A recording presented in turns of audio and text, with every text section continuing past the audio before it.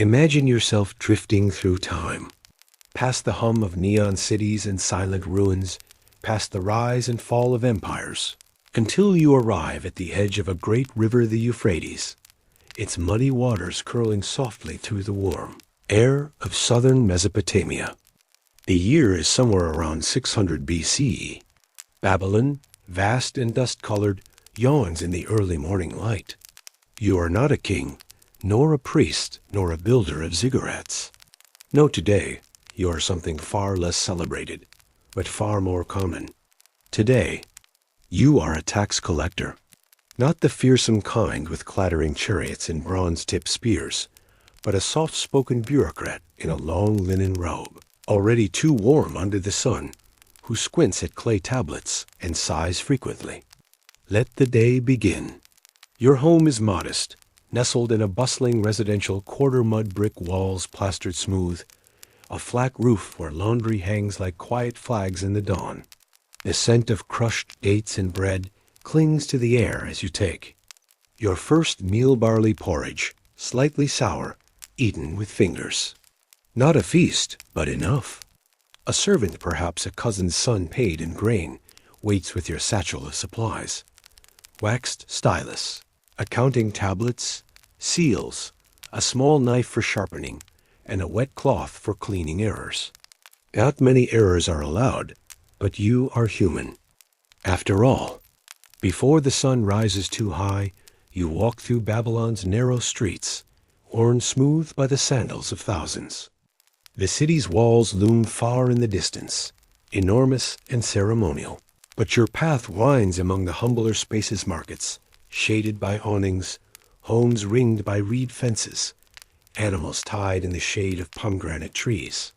The people you pass are many things: farmers, traders, scribes, weavers, and many of them owe the king something: grain, sheep, beer, labor, and it's your job, regrettably, to ensure it is all counted.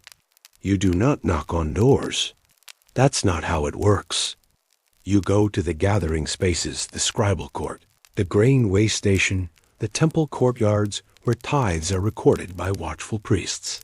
You are not the only collector, of course. There are many like you, mostly men, some literate, some only trained to listen and mark. You carry a small wax tablet in one hand and glance often at the cuneiform etchings dried into clay. There's a farmer from Borsippa who still owes 5 shekels worth of barley, a brewer who paid in beer last season and would like to try that again, a widow whose husband died on a canal project and now pays her dues with woven mats. You try not to appear too stern, but everyone assumes you are. Underneath the city's clamor, the shouting of merchants, the bleating of goats, the constant sigh of the wind over rooftops, there is a quieter rhythm. The rhythm of paperwork, of counting, of keeping track. And your mind hums with it, even as your feet grow dusty and your throat dry. Later, you rest in the shade of a tamarisk tree. Someone brings you cool water in a clay jug. You drink slowly and scratch a correction into your tablet. A mistake from yesterday. A priest's name misspelled. The kind of thing that can cost a man his job if it lands on the wrong table. The afternoon passes in the hush of numbers. You sit in the record hall, a long, dim room lined with shelves of clay documents. Some bear your mark. Others belong to collectors long gone, generations of numbers, the bones of empire. Here you feel both important and invisible. You are the thread in a giant loom, easily replaced, but necessary all the same. As the sun lowers itself toward the horizon, the city begins to shimmer, its baked walls glowing gold, its canals reflecting pink skies. You walk home slowly, letting the heat ease from your skin. Along the way, a boy offers you dried figs. You take one. You nod your thanks. Back home, the clay tablets are stacked in a corner. You will fire them later, if they prove correct. For now, you sit on the rooftop, listening to the low murmurs of neighbors, the rustle of palm fronds in the house, Wind. A single lamp flickers beside you. This was your day, not glamorous, not heroic, but real, lived beneath the weight of empire and expectation, measured in sighs and scribbles, in debts and dates, in the soft dust of Babylonian streets. And now, with night settling gently over the rooftops, you too settle. The world of numbers dims. Sleep creeps near. Let us now take a quieter moment to turn our gaze away from the city's movement, from the bustling people, the noisy canals, and the bartering voices, and look instead at the still things, the objects that fill the Babylonian tax collectors. Hands and mind. Because in ancient Babylon, bureaucracy had a shape, a weight, and a texture. First, the clay tablet. Not paper, not parchment, but the very earth itself. Brownish gray, dug from riverbeds, shaped and smoothed by hand into thick. Rectangular slates no larger than a man's palm. The clay was wet, supple, and cool to the touch when first prepared. A bit like damp bread dough, if you've ever pressed a thumb into it. This clay was the Babylonian filing cabinet, the ledger, the email chain. Every transaction, every agreement. Every overdue notice found its place here, pressed into permanence with careful lines. And for that, you needed a stylus. Picture a narrow reed, trimmed to a wedge-shaped tip. Not exactly elegant, but precise. The stylus did not draw it pressed. Cuneiform, the script of scribes and clerks, was a script of indentations. Wedge after. Wedge, formed with rhythmic pressure. The strokes felt almost meditative, like tapping out the heartbeat of an empire. The language used depended on the period, but in your time, Akkadian was the most common written phonetically, full of symbols that combined sounds, ideas, and occasionally divine references. Some characters meant grain, others king, and still others payment received in full. These symbols were your constant companions. Now, let us speak of seals. The Babylonian collector didn't simply sign a document with ink. Instead, he carried a personal cylinder seal, an object small enough to fit in the palm, but weighty with meaning.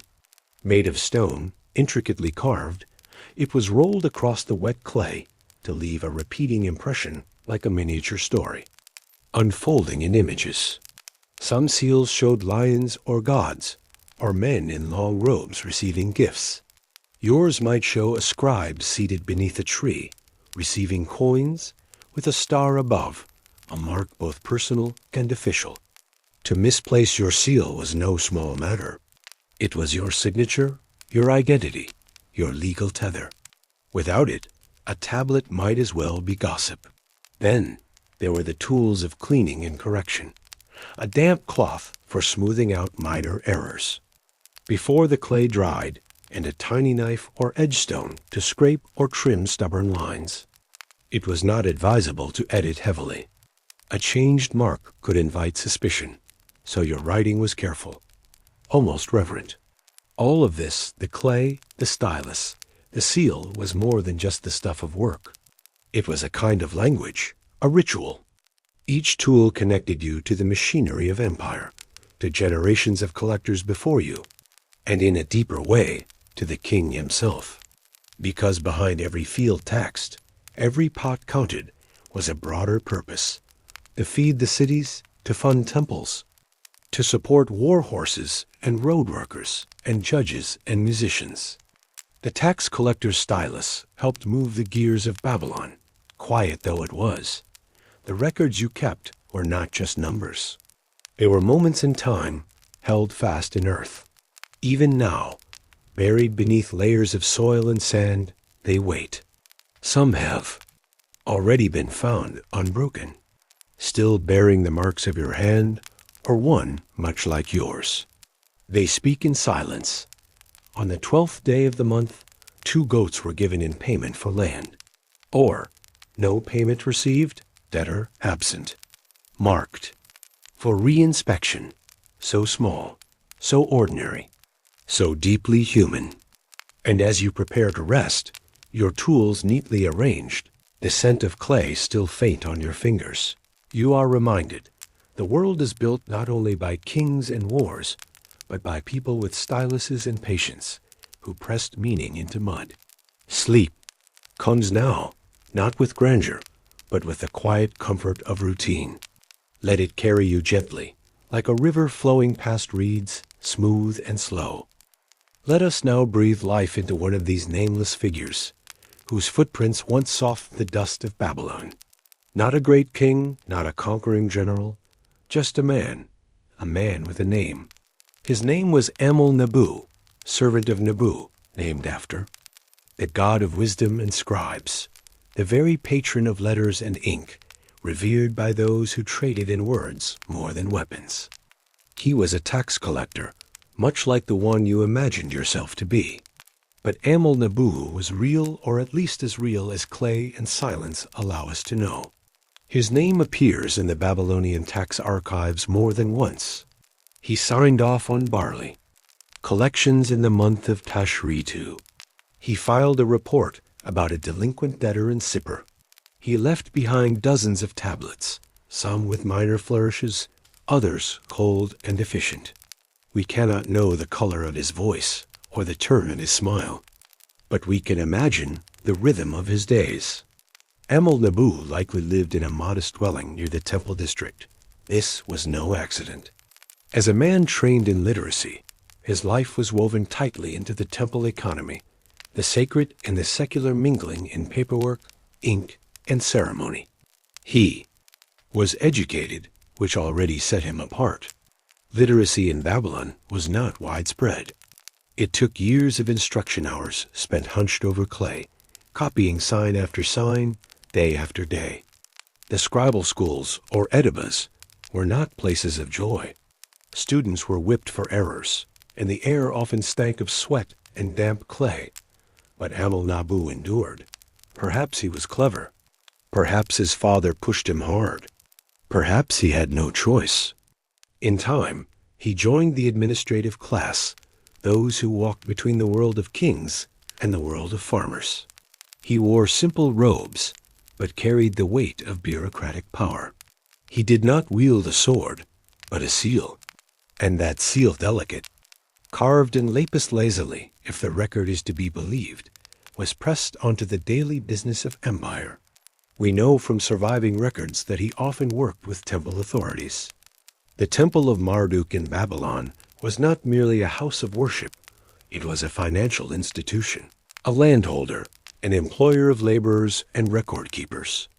Amel-Nabu collected taxes in the form of temple tithes, oil, grain, labor hours. He would have walked the dusty courtyards with priests and scribes, exchanging curt nods, inspecting delivery weights, and recording numbers under the vigilant gaze of a divine statue. But Amel-Nabu also traveled. He was not always confined to the city. Clay records found in distant towns bear his signature. He inspected grain stores along canals. He visited estates to verify livestock counts.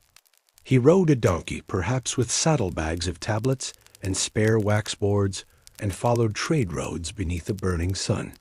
It was lonely work at times.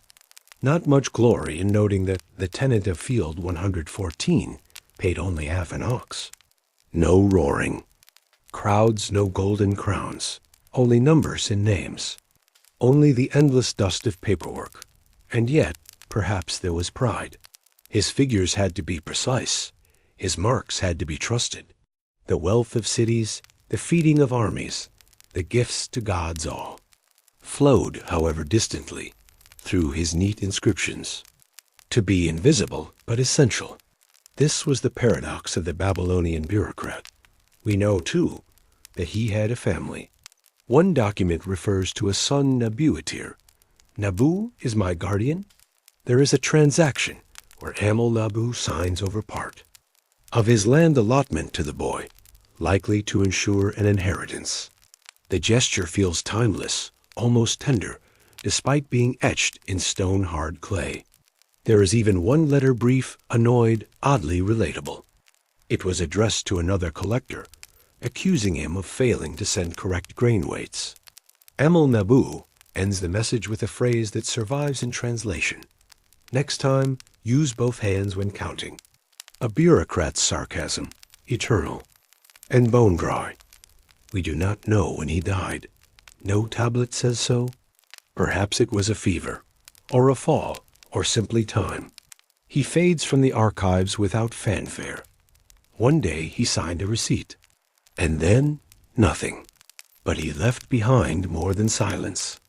His name, pressed into clay, lives in museum drawers and dusty shelves. His seal lies rolled across half-broken tablets. A servant of Nabu, still murmuring numbers into the void. As you drift now into the quiet space between history and sleep, let Amel-Nabu walk beside you. Let his quiet steps through ancient courtyards echo gently in your thoughts. Even the smallest bureaucrat can outlive kings, if only in clay. Now let us descend even further, not into the bustling courtyards or the sweat of daily labor, but into something more enigmatic, into mystery, into the half-known. Because Babylonian taxation, for all its precision, still leaves many questions unanswered. How did they track so many people? How did they prevent fraud? And what happened when someone simply vanished, moved, lied, or died? The tablets tell part of the tale, but part of it lies beneath the surface, uncertain, unresolved, and softly fascinating. Let's begin with something seemingly simple, the census. Babylonian authorities attempted to count their people, fields, flocks, and stores again and again, in cycles tied to the agricultural calendar. But without a central digital system, without paper archives, how did they manage? The answer lies in a deeply communal approach. Villages often self-reported. Community elders or local scribes would submit lists of adult men, family units, land holdings, and animals. In theory, this was cooperative. In practice, it was messy. People lied. They undercounted goats, claimed old parents as dependents to lower labor dues, falsely reported crop failures after good harvests. And the state knew. That's why tax collectors weren't only accountants, they were investigators. They inspected fields to see if wheat had truly failed. They visited homes to check if the so-called unmarried brother really lived there or was working in Ur. The phrase tax evasion may feel modern, but in Babylon, it was alive and well. Temples played a large role in enforcement. Since many taxes were paid as tithes to gods, refusing to pay wasn't just civil disobedience, it was sacrilege. To underreport was to offend not only the king, but the divine order. A dangerous gamble. Even so, the system was leaky. And sometimes, that was deliberate. High officials padded records. Favored families were quietly forgiven debts. Villages occasionally rose in protest, refusing deliveries, hiding grain. The archive holds traces letters pleading for leniency. Notes about missing shipments, mentions of disturbances now resolved. In Sippar, a letter survives describing an entire shipment of fish that was spoiled before delivery. The tax collector insisted it was eaten en route. Whether this was accident or a creative excuse, we'll never know. There were also quiet accommodations. Payment in kind was flexible. Couldn't give silver? Provide goats. No goats? Offer labor on canal works. No healthy men? Send beer. In one case, a woman's family paid her husband's debt in cloth woven. Over many months. This barter economy of taxation messy, soft-edged created space for negotiation.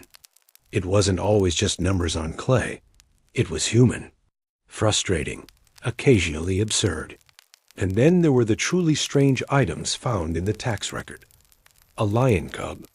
A bird with a broken leg. A set of musical instruments.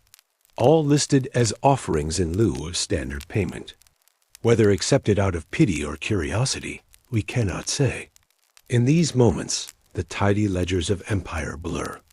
Babylon, The great city of gates and gods was not run solely by rigid rules. It swayed gently to the rhythm of life.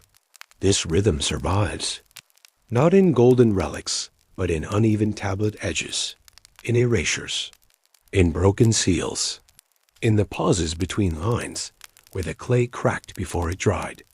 And so, as the night lengthens and the details of debt and grain fade like smoke in air, remember this.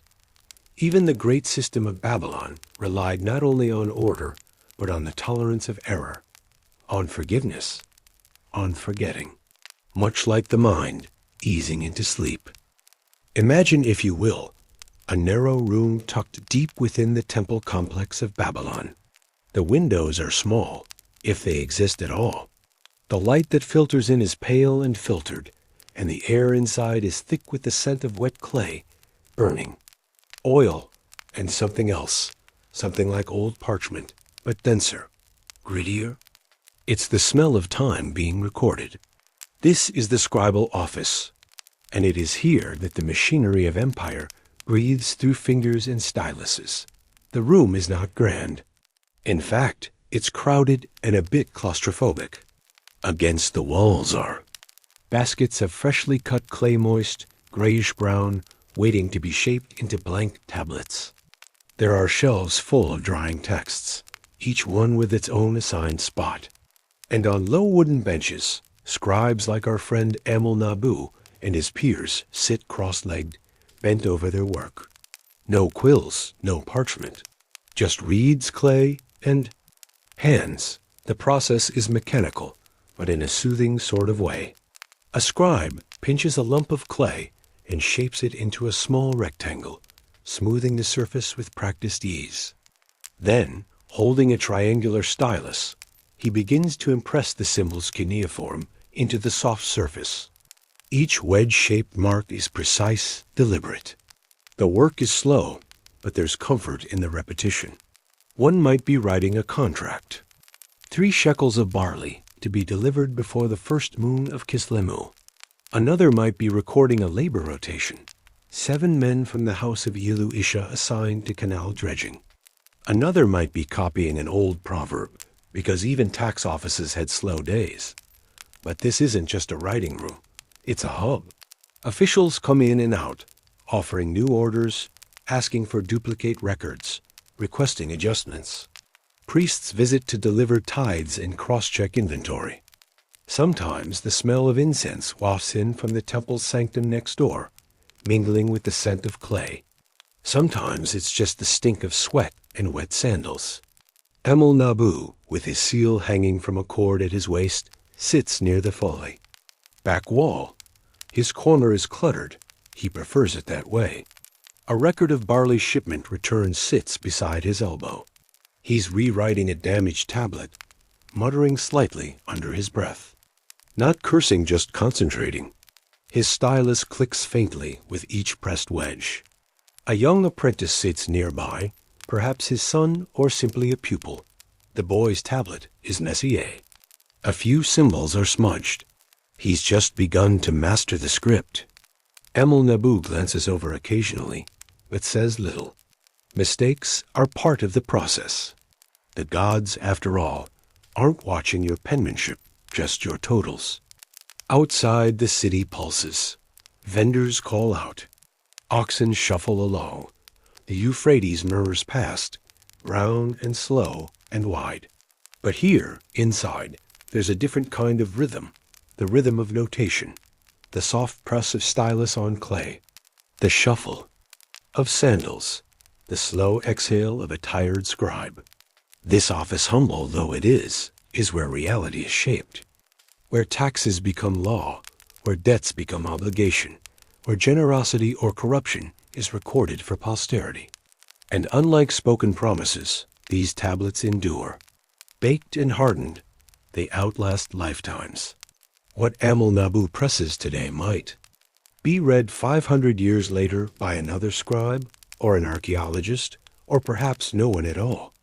And so, hours pass, there's no rush. The work unfolds at its own tempo. A broken stylus is replaced. A cup of water is fetched from a nearby cistern. One scribe stretches, groaning, his back aching from the stone bench. Another hums a hymn softly won. Of those temple tunes everyone knows, but no one likes to admit they enjoy. Eventually, the sun begins to lower.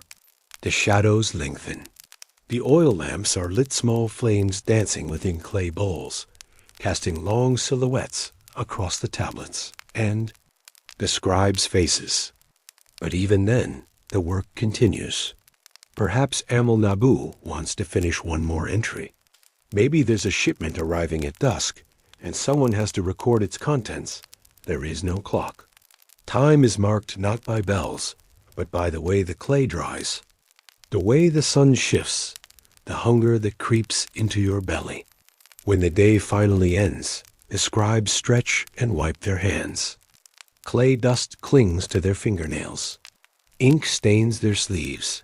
But their work, like the tablets themselves, is durable. They leave the office with the quiet satisfaction of those who've captured a little piece of the world and shaped it into something permanent, a record, a whisper, a name in the mud. And so, as you rest now, perhaps you can hear the echo of their tools, the faint tap of the stylus, the soft scratch of a reed, the slow, ancient rhythm of scribes keeping the empire alive one wedge at a time. As we continue our slow descent into Babylon's quieter corners, let us turn our gaze toward the looming presence that haunted every street, every market, every decision. The temple. To modern ears, temple might suggest incense and chanting, maybe silent worship or grand ritual. But in Babylon, temples were not just spiritual houses. They were banks, warehouses, offices, schools, and political entities all in one. And more importantly for our journey, they were tax collectors too. You see, the line between religion and finance in ancient Mesopotamia was drawn not in ink, but in convenience, and often erased altogether. Let us take, for example, the great temple of Marduk-e-Sajila, the house of the raised head. Towering and sprawling, its ziggurat cast a long shadow across the city. Pilgrims came bearing offerings. Priests chanted prayers at sunrise. But inside its inner halls, behind the glittering sanctuaries, there were storerooms, ledger rooms, counting rooms. Clerics in ritual robes collected not just prayers, but barley, oil, wool, and silver. The faithful were expected to offer tithes, a tenth of their produce or profit, to the gods. But as you may suspect, the gods were not physically eating that barley. Instead, the priests stored it, sold it, lent it, used it to fund construction, or pay laborers. The divine had an economic engine, and it purred quietly behind thick temple walls. Amel-Nabu, like many tax collectors, worked alongside temple bureaucrats. Sometimes his taxes were directed to the palace, sometimes to the priesthood. But often, the two were indistinguishable. State and temple were two heads of the same divine bull. This partnership had its benefits. The temple was trusted. Its ledgers were sacred. Who would dare lie on a tablet stored in Marduk's sanctum? And the priests, many of them trained scribes, kept excellent records. Their archives were clean, legible, orderly. If Amel-Nabu needed to verify a grain shipment from 6 years ago, he'd likely find it in a dusty alcove of the sagaless tablet. Room. But this divine bureaucracy was not without its contradictions. For instance, priests claimed immunity from some taxes on the grounds that their offerings to the gods already compensated the realm. The king might grumble. The tax collectors might frown. But Marduk's representatives stood firm. After all, who would dare audit the divine? Then there were the votive lands fields dedicated to gods, worked by tenant farmers, but taxed selectively. Some went untaxed for generations. Others were taxed twice by mistake. And guess who had to sort it out? Scribes like Amel-Nabu, gently untangling divine property law from imperial expectation. And still, The temple gave structure to it all. Festivals dictated the tax calendar. Collections were often timed around New Year celebrations. Special levies were imposed during eclipses or omens. Even economic downturns were interpreted through divine signs. If barley yields dropped, was it drought or divine displeasure? Taxation became not just economic, but cosmological. Sometimes payments came in the form of offerings, not because they were easier, but because they felt safer. A farmer might give a sheep to the temple, not as a direct tax, but as an offering on behalf of his debt. Better to owe the gods than the king. And so Babylon's religious world intertwined with its fiscal one. A priest might chant in the morning and check balance sheets by midday. A tax collector might quote scripture during an audit. And somewhere in the back room of a temple, a pile of barley was being weighed less as a sacred act and more as accounting. But this should not surprise us. For in Babylon, everything was sacred. Grain was sacred, water was sacred. Even a tablet, if stamped with the right seal, held divine weight. As you drift once more toward stillness, remember this. The Babylonian tax collector did not only answer to kings, he answered to the gods.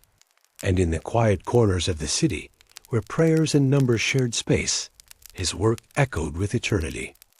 Let us take a slow breath and look now not at the bustling heart of Babylon, but outward, to the far stretches of land, where the real struggle played out on the farms, in the villages, and along the canals.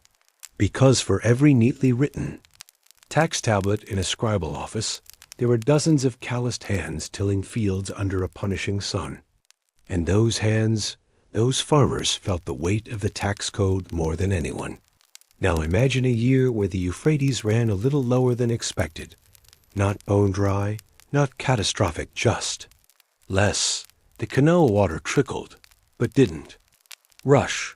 The dates were smaller, the barley more brittle. The earth, usually pliant with mud, crumbled when pressed. This wasn't a disaster. Not the kind that sends refugees to city gates or calls forth divine wrath in official proclamations. But it was bad enough. A quiet drought. The kind that eats at your ledgers without much fanfare. And yet the tax collector still came. The expectations were fixed. The palace had plans. The temple had festivals to fund. The scribes, including our friend Nabu, had numbers to match. Last year's quota became this year's requirement. But the land hadn't received the memo. What followed was not a rebellion, not a riot, but a slow, suffocating struggle. It started with negotiation. Farmers petitioned for leniency, some in writing, others in worn sandals and pleading eyes.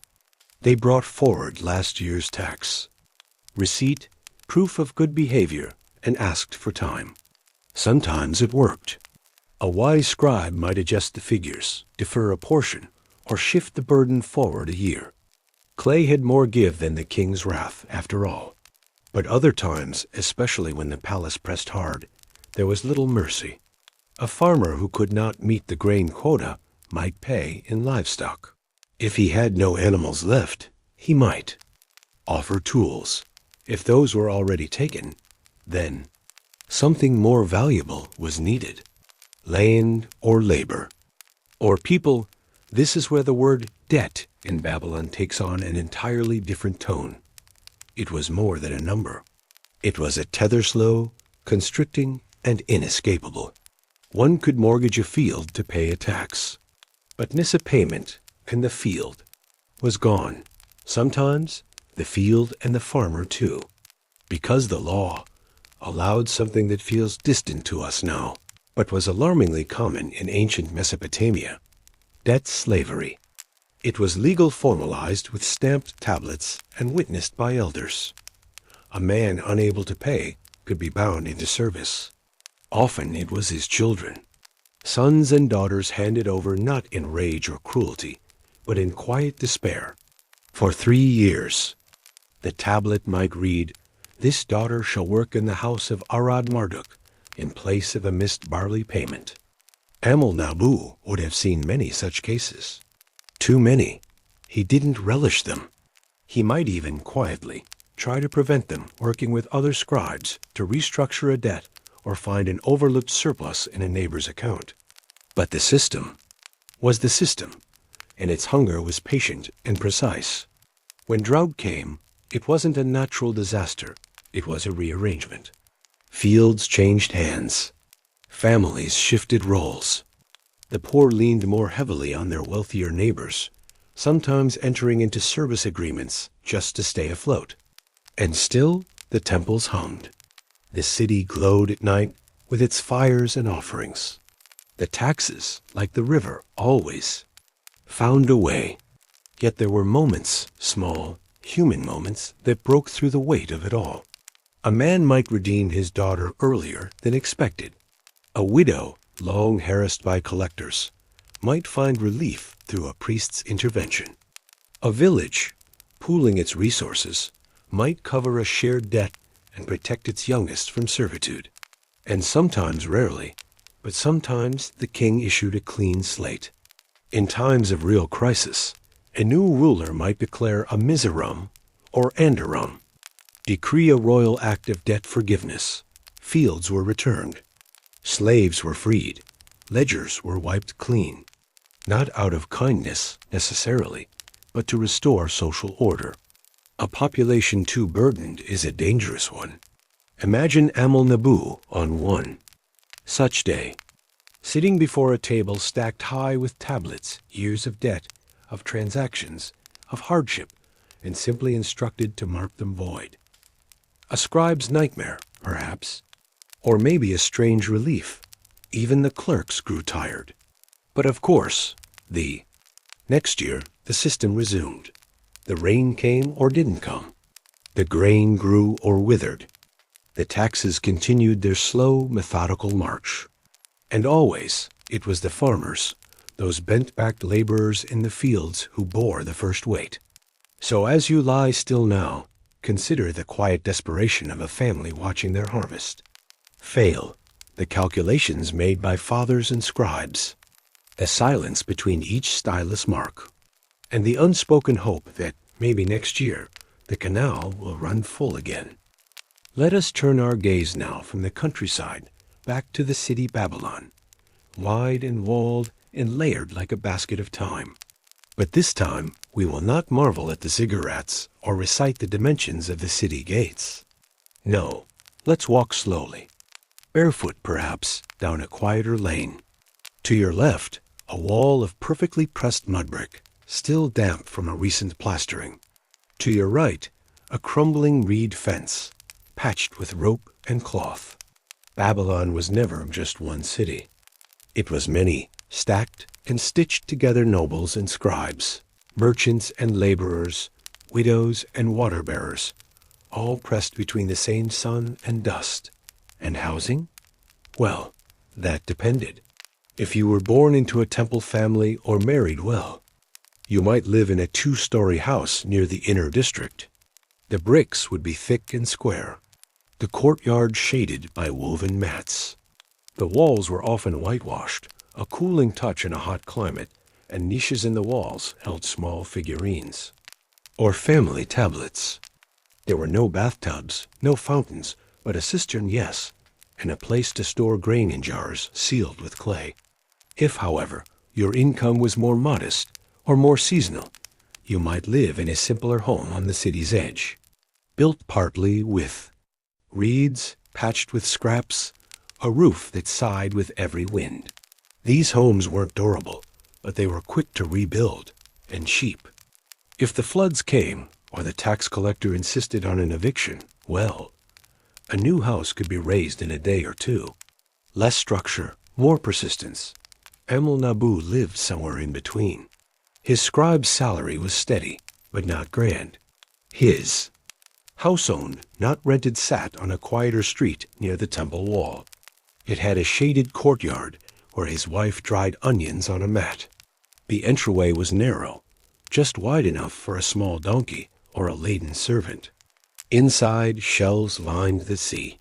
walls holding tools and texts and small bowls of bitter herbs. It wasn't luxury, but it was safe and stable. And in Babylon, that was wealth. Stability was rare for the poor. The city swelled with seasonal workers' men from the countryside who built canals in the dry season and slept on roofs during the warm months. Others worked in kitchens, or hauled goods from the docks, or swept the courtyards of the elite. They didn't own their homes. They didn't always know where they'd sleep next week. But the wealthy, oh, they lived differently. The estates near the palace were built with imported stone. Yes, real stone, dragged from the far edges of the empire. Their courtyards had shade trees, sometimes piped water, even guards. Their walls were thick, not just for heat, but for status. And while you and I might never see the inside, Nabu sometimes did when summoned to record a contract or oversee a land sale. He walked carefully in those halls. The floors were clean. The air smelled not of clay, but perfume. He did not linger. Babylon was unequal. Not violently, not chaotically, but pervasively. The divisions were built into the very walls. And tax, of course, only deepened those lines. Because while all were taxed, not all were taxed equally. The wealthy had scribes to dispute assessments. They had favors to call in. They had connections with the temple, the palace, the scribal guild. A mistake on their tablet could be corrected. For a price, the poor had no such levers. A lost record, a miscounted harvest, a forgotten receipt, any of these could spell disaster. And while Nabu might try to be fair, the system didn't reward fairness. It rewarded totals and order and efficiency. And yet, still, the city breathed. Children laughed in alleys. Women sang as they ground grain. Markets bustled. And at night, as the lamps were lit, the rooftops filled with quiet conversations under stars. Even in inequality, life found its rhythm. So now, as you lie in your own quiet space, perhaps consider the homes of Babylon, not the palaces or the temples, but the humble rooms lined with rushes, the mud brick walls warm from the day's heat, the shelves of carefully stacked jars, and the knowledge that, no matter the burden, someone always found a way to survive within them. Before he inked the king's demands into clay, before the ledgers and audits and grumbling farmers, Nabu was a boy with ink-stained fingers, dusty sandals, and a future that began not in a temple or marketplace, but in a dim, echoing room filled with the sharp clack of reed styluses and the soft sigh of clay. The scribal school, or Aduba, literally house of tablets, was not a gentle place. It wasn't meant to be. It trained not dreamers, but record keepers, human calculators, legal interpreters, priests of the written word.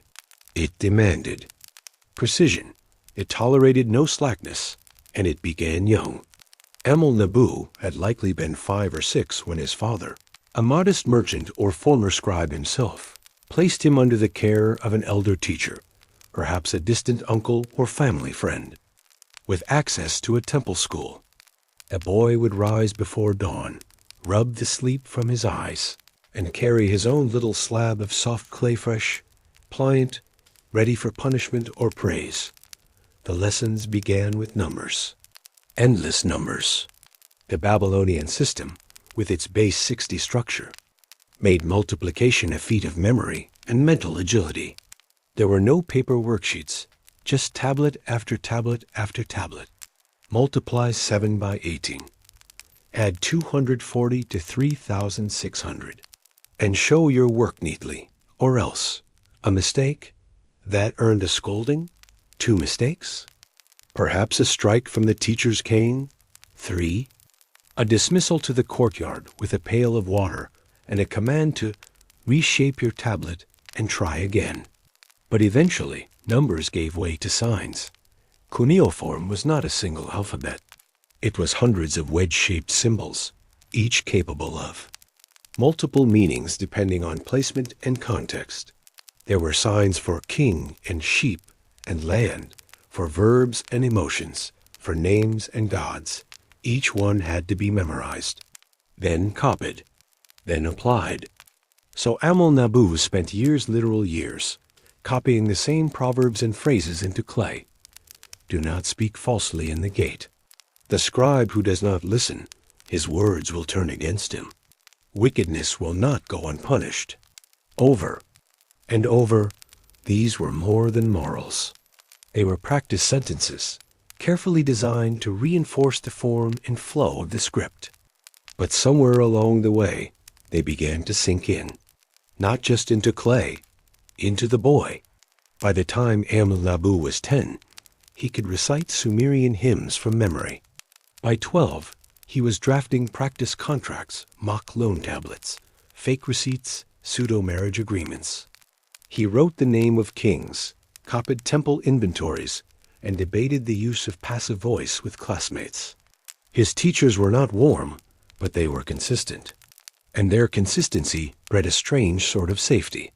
The world outside the school was chaotic floods, taxes, wars. Inside the Edaba, the rules never changed. He made friends in the way students do. Quiet companionship over shared frustration. A boy named Ilumi-Idin, perhaps who always finished first. A girl named Ninlili-Tu, whose handwriting was elegant, but who always forgot to date her documents. They whispered jokes when the teacher's back was turned. They shared clay scraps and practiced drawing bulls in the margins. Not everyone lasted. Some dropped out, pulled back to family farms, or placed into different trades. Others were dismissed for laziness or simply for lacking talent. Amal-Nabu stayed, not because he was the best, but because he was steady, reliable. A child with a memory like damp clay slow to take shape, but able to hold it forever once. Set, eventually, after perhaps 10 years, the tablets changed. No more proverbs. No, real contracts, temple ledgers, grain receipts, royal proclamations. He was assigned a mentor, an older scribe, perhaps stern, perhaps weary, who took him into the city's administrative quarters. There, he learned the rhythm of tax season, the timing of audits, the placement of royal seals. And finally, one quiet morning, Amal-Nabu sat at his own table, a real desk, with his own stylus, a small pot of water, a tablet already marked with the heading, by the hand of Amal-Nabu, servant of the king. And so began his life not as a student, but as a scribe, one among many, trusted with the numbers that kept Babylon moving, trained not for glory, but for continuity. And now, as you lie in your own quiet corner of the night, perhaps you can imagine that first soft thud, the sound of stylus to clay. A boy, now a man, not a hero, not a priest, just someone who learned how to shape order from chaos, one mark at a time. Time, in Babylon, was not a silent flow. It was a scroll, unrolling with rituals and rhythms and countless recalibrations. A tax collector like Amal-Nabu didn't just count days, he translated them, tallied them, marked them against festivals and moons and royal decrees. Because time, back then, was not entirely fixed. It had to be arranged. The Babylonian calendar was lunar. Each month began with the first visible crescent moon. No moon? No new month. Cloudy skies could delay an entire week. A month might stretch, or shrink like a reed mat in the rain. The year, technically, had 12 months, but every few years, a 13th was added. A gift or a complication, depending on your job. This made taxes tricky. Amal-Nabu had to account for it all. He couldn't simply say April 10th or 3rd Tuesday. He had to record on the 15th day of Nisanu in the 7th year of King Kurigalzu. The barley tax from the district of Uruk was received, every date anchored in politics. No standardized numbering, just kings, moons, and memory. And yet, this fluidity had structure. Each month had its name: Nizanu, Ayaru, Simonu. These weren't just labels. They carried meaning. Nizanu was the beginning, marked by the spring equinox and the festival of Akichu, the great New Year celebration. Ayaru brought planting. Simanu echoed with thunder and contracts. Time followed the land. Within each month, tea days rose like stones in a riverbed. The 7th, 15th, and 21st were days of rest. Not weekends, exactly, but sacred pauses, tied to lunar quarters. The temples echoed with chant. Merchants lowered their shutters. Scribes took a breath, and taxes? They waited. Briefly, still, tax season had its own calendar. Collections happened after harvests, just before the new planting cycle. For barley, this meant late summer. For dates and sesame, a bit later. For silver taxes, it depended on trade flows, on whether the caravans from Elam or Anatolia had arrived with their goods. The collector's year was cyclical, but unpredictable. Amal Nabu lived by lists. Ledgers marked with expected arrival dates, records of what each district owed, what they had paid last year, what they might be short.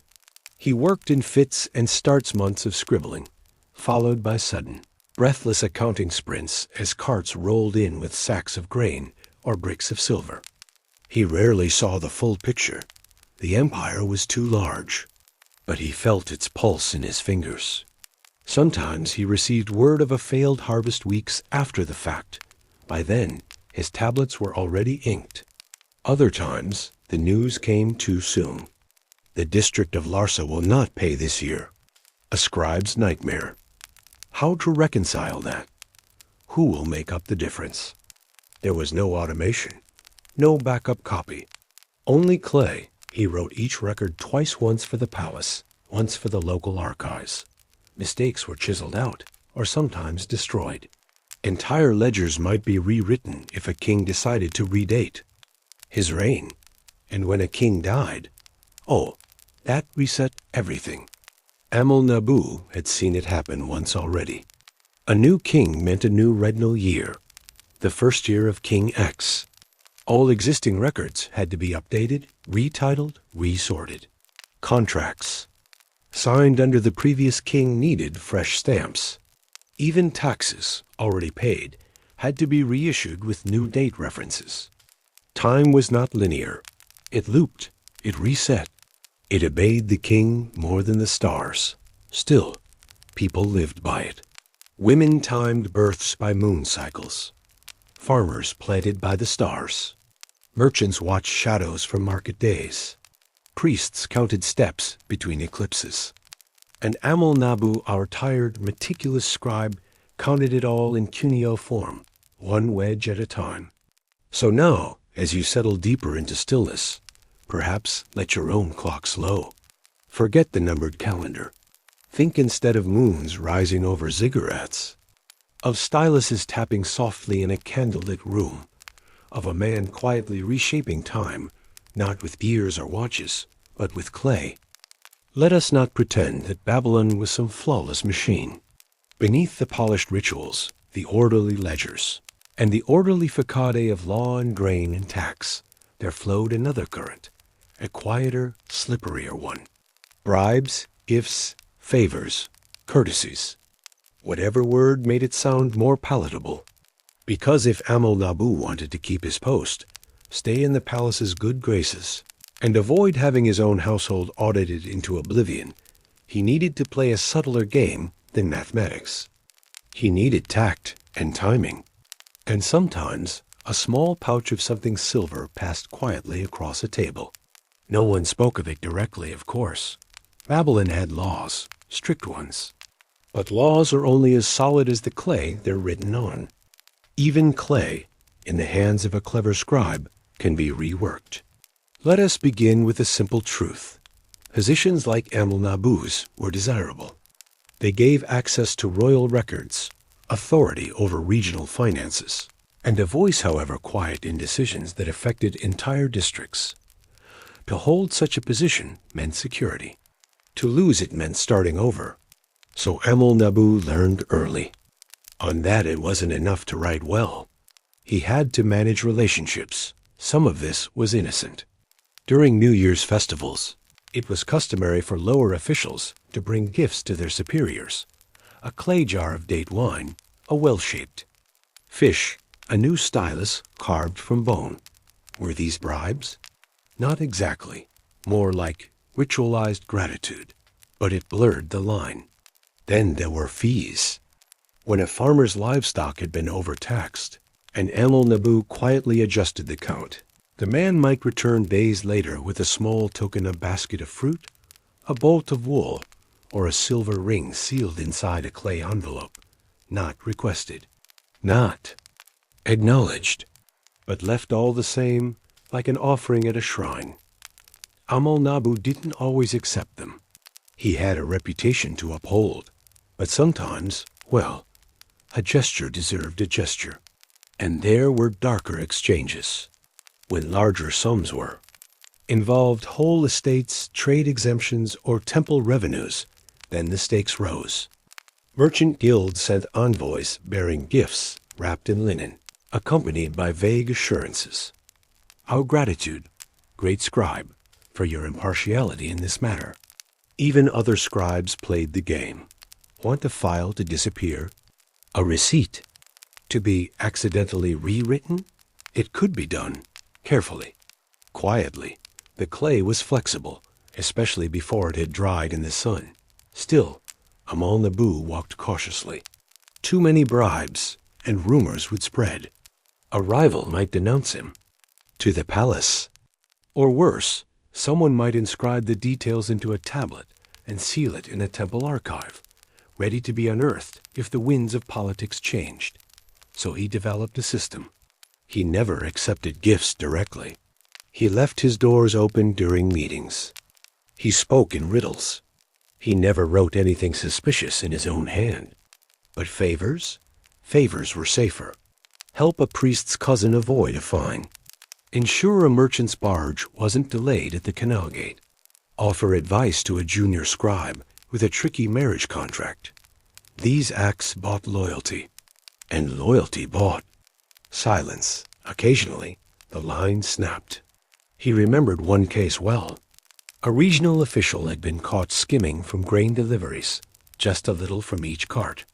Enough that the total shortfall raised questions. Amul Nabu was tasked auditing the ledgers. He saw the signs instantly, repeated quantities, duplicate seals, adjusted weights. The man had been sloppy, but the man was also powerful. He summoned Amul Nabu privately. There's no need to embarrass anyone, he'd said, offering a pouch of silver and a warm smile. Let's call it a scribal error. These things happen. Amul Nabu declined. Not out of courage, but calculation. The man had enemies. If Amul Nabu buried the evidence and the scandal broke, he would fall too. So he refused the bribe, submitted the corrected tablets, and remained silent. The official was removed within the month. Such choices never left him entirely. They lingered in the ink stains beneath his fingernails, in the silence between each stylus stroke. There were no heroes in his trade, only survivors. And so now, as you lie still and breath slows with the dark, picture not a grand corruption, but something quieter, a tax collector sipping date beer as a small child delivers a basket to his door. No words, just a nod. The subtle rustle of old clay being gently rearranged. Let us pause for a moment and talk about money. Not the clink of coins, because in Babylon there were none. Instead, wealth was weight. Silver, weighed and measured. Grain, counted in handfuls and bushels. Livestock, tallied by hoof and horn. But when we say Amul Nabu collected taxes in silver, what did that actually look like? Let's walk into his office again, dim, earthen, cool. A man enters, clutching a small leather pouch tied with reed cord.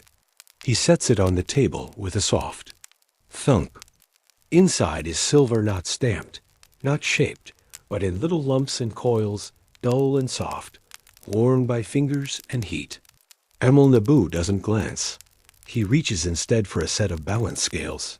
2 pans, a rod of bronze, weights carved from stone, or cast from copper, each marked with tiny inscriptions.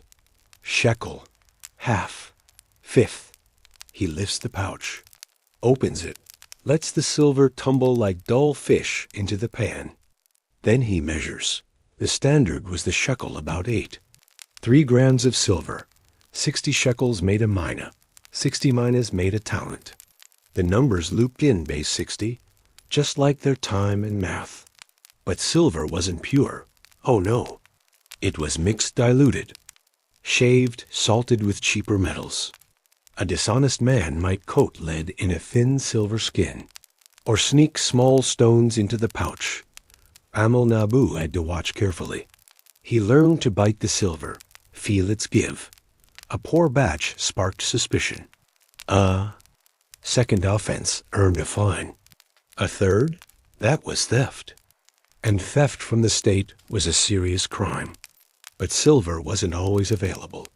Farmers preferred to pay in kind barley, dates, sesame oil, fish, even goats.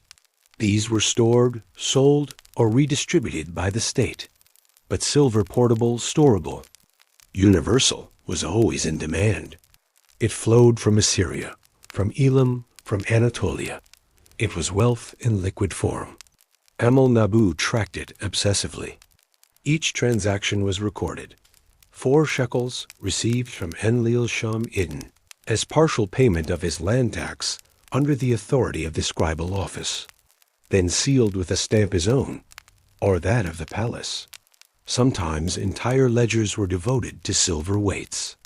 Lists of who had paid, who still owed, who had promised but not delivered. If someone died before paying, the debt passed to their heirs, or their land. Even priests paid in silver temple land wasn't immune from taxation, despite what the old myths say. The gods may have been powerful, but the king still wanted his due. Still, silver was scarce in the countryside. Most of it circulated in cities, among merchants and officials. That created pressure. A farmer might need to borrow silver just to pay his taxes, taking a loan with interest from a neighbor, only to fall deeper into debt. That debt could bind him for years. Amal-Nabu watched this spiral with quiet dread. He knew that too much reliance on silver broke the backs of the poor, but he also knew that without it, the entire tax system staggered. He tried to be fair. He accepted partial payments. He offered grace periods, but the silver had to come. Once a month, perhaps, he would wrap collected silver in sealed pouches and send them via courier to the central treasury.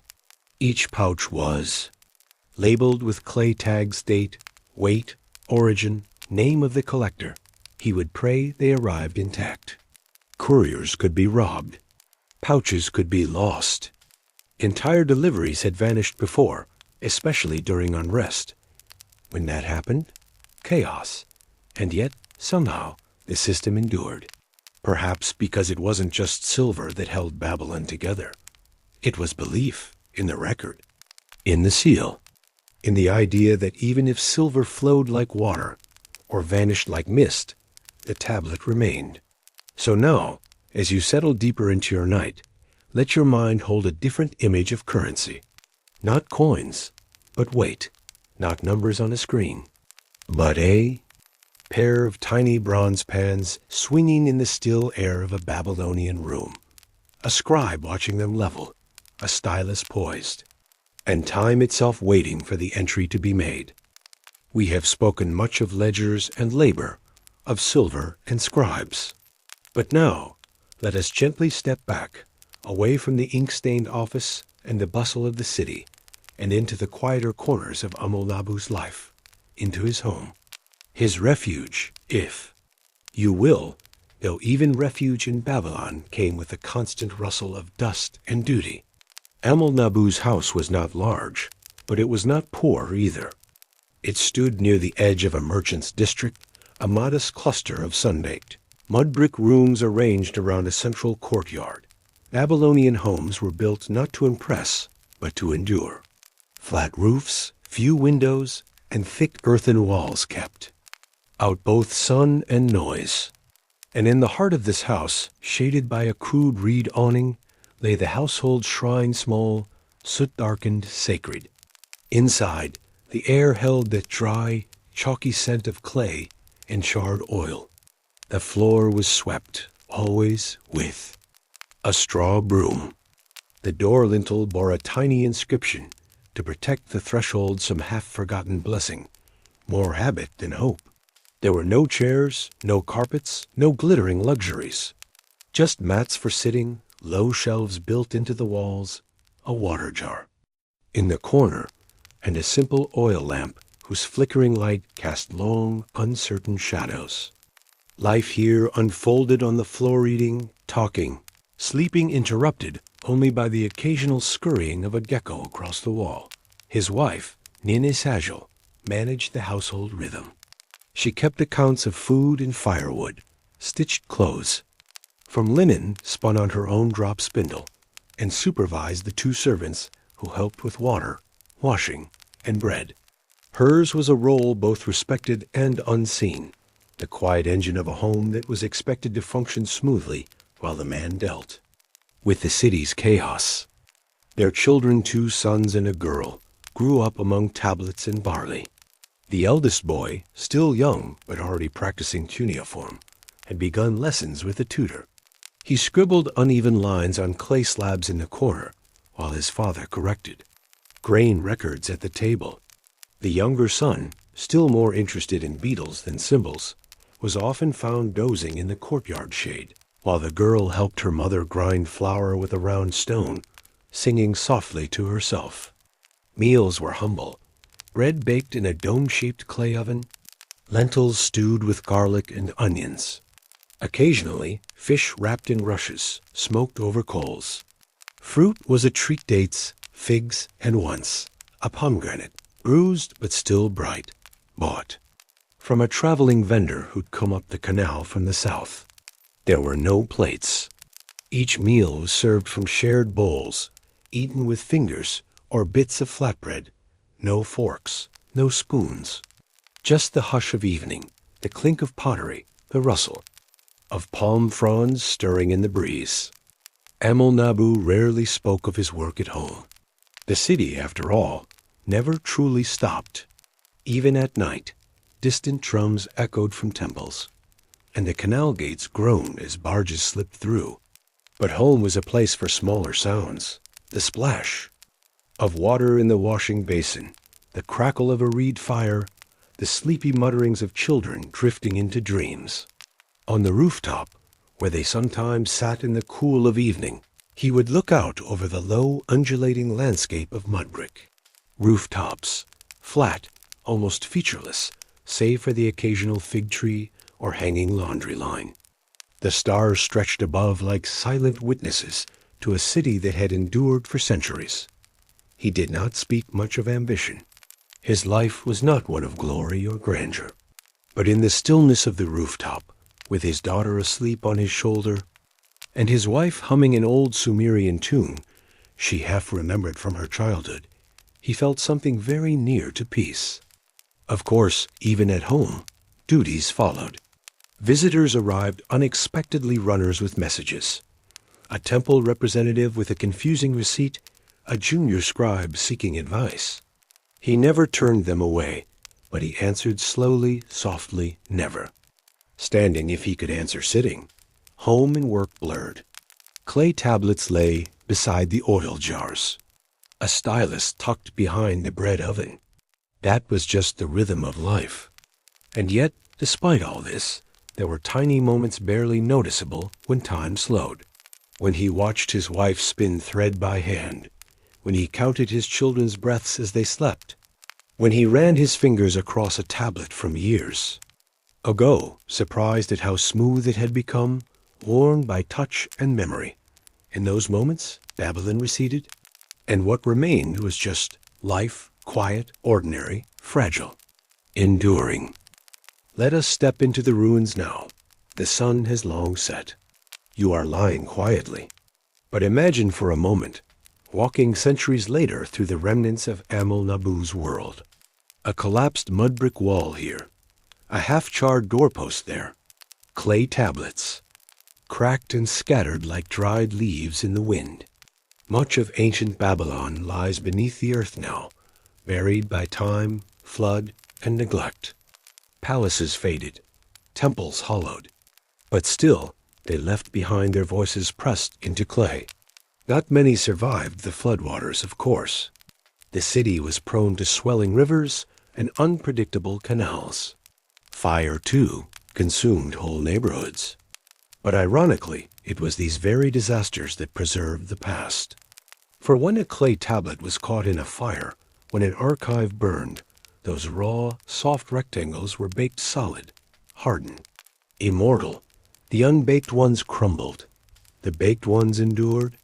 And so archaeologists, thousands of years later, would stumble upon a ruined house near a street once known for trade.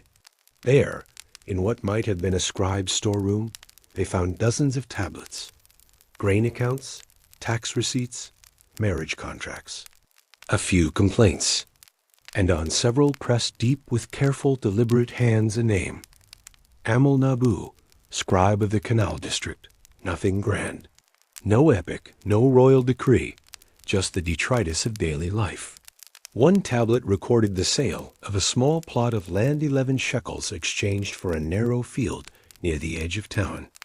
Another listed a delivery of sesame oil, delivered 2 days late, with a small fine noted in the margin. A third, charming in its brevity, simply read, "Loan repaid in full. Praise be to Marduk." It is through these scraps, dry and silent, that we glimpse the man. We do not know how he died. There is no record of his end, no tomb, no grave. But we know that he lived because of a tax receipt, because of the way he looped a certain word, because someone long ago took the time to stamp his name into wet clay before the oven or the fire did its work. And that, perhaps, is the strange magic of ancient Babylon. It was a city of voices that expected to last forever. And in a way, it did not through palaces or monuments, but through tablets. Through the mundane, the ordinary, the overlooked, the things no one thought to preserve. Imagine that. Of all the glories of Babylon, the hanging gardens are gone. The great gates are gone. The ziggurats have crumbled. But Amel-Nabu's grocery list, still here. Cracked, but legible. Burned, but enduring. So tonight, as you rest your head and drift gently between thought and dream, know that somewhere, in a museum drawer or an underground archive, the past whispers on, in the scrawled marks of a tired man trying to balance silver against grain, debt against duty, exhaustion against eternity. The city fell, the river shifted, but the scribes, clay remains. There is something both beautiful and quietly terrifying about the Babylonian record system. You might think of bureaucrats as dull sorts, pencil pushers, men in dusty robes hunched over dusty books. But in ancient Mesopotamia, the act of writing itself was a form of power. To record was to control. To count was to command. And for Amel-Nabu, our soft-spoken tax collector, the tablet and stylus were not just tools. They were weapons in the long, quiet battle of administration. Let us imagine a typical afternoon in his office. The door is open to the street, but only a bit. Enough for a breeze. Enough for the scent of river silt and distant fish markets to filter in. Amel-Nabu sits cross-legged on a woven mat beside a low table. Around him are stacks of clay tablets, some bound with string, others still damp and drying on wooden racks. He is not alone. There are 2 junior scribes working beside him, their styluses clicking rhythmically as they etch cuneiform into freshly cut slabs. A third assistant kneels by the reed chest, flipping through older tablets, searching for a precedent, a name, a number. The room hums with concentration. Today, a man from the barley district has come to dispute a debt. His field, he claims, was flooded again, and the harvest failed. He cannot pay his assessed grain quota this year. He is asking for a reduction, or at least a delay. Amal Nabu listens. He does not smile. He does not frown. He simply nods once, motions to a scribe to bring the previous year's record, and begins.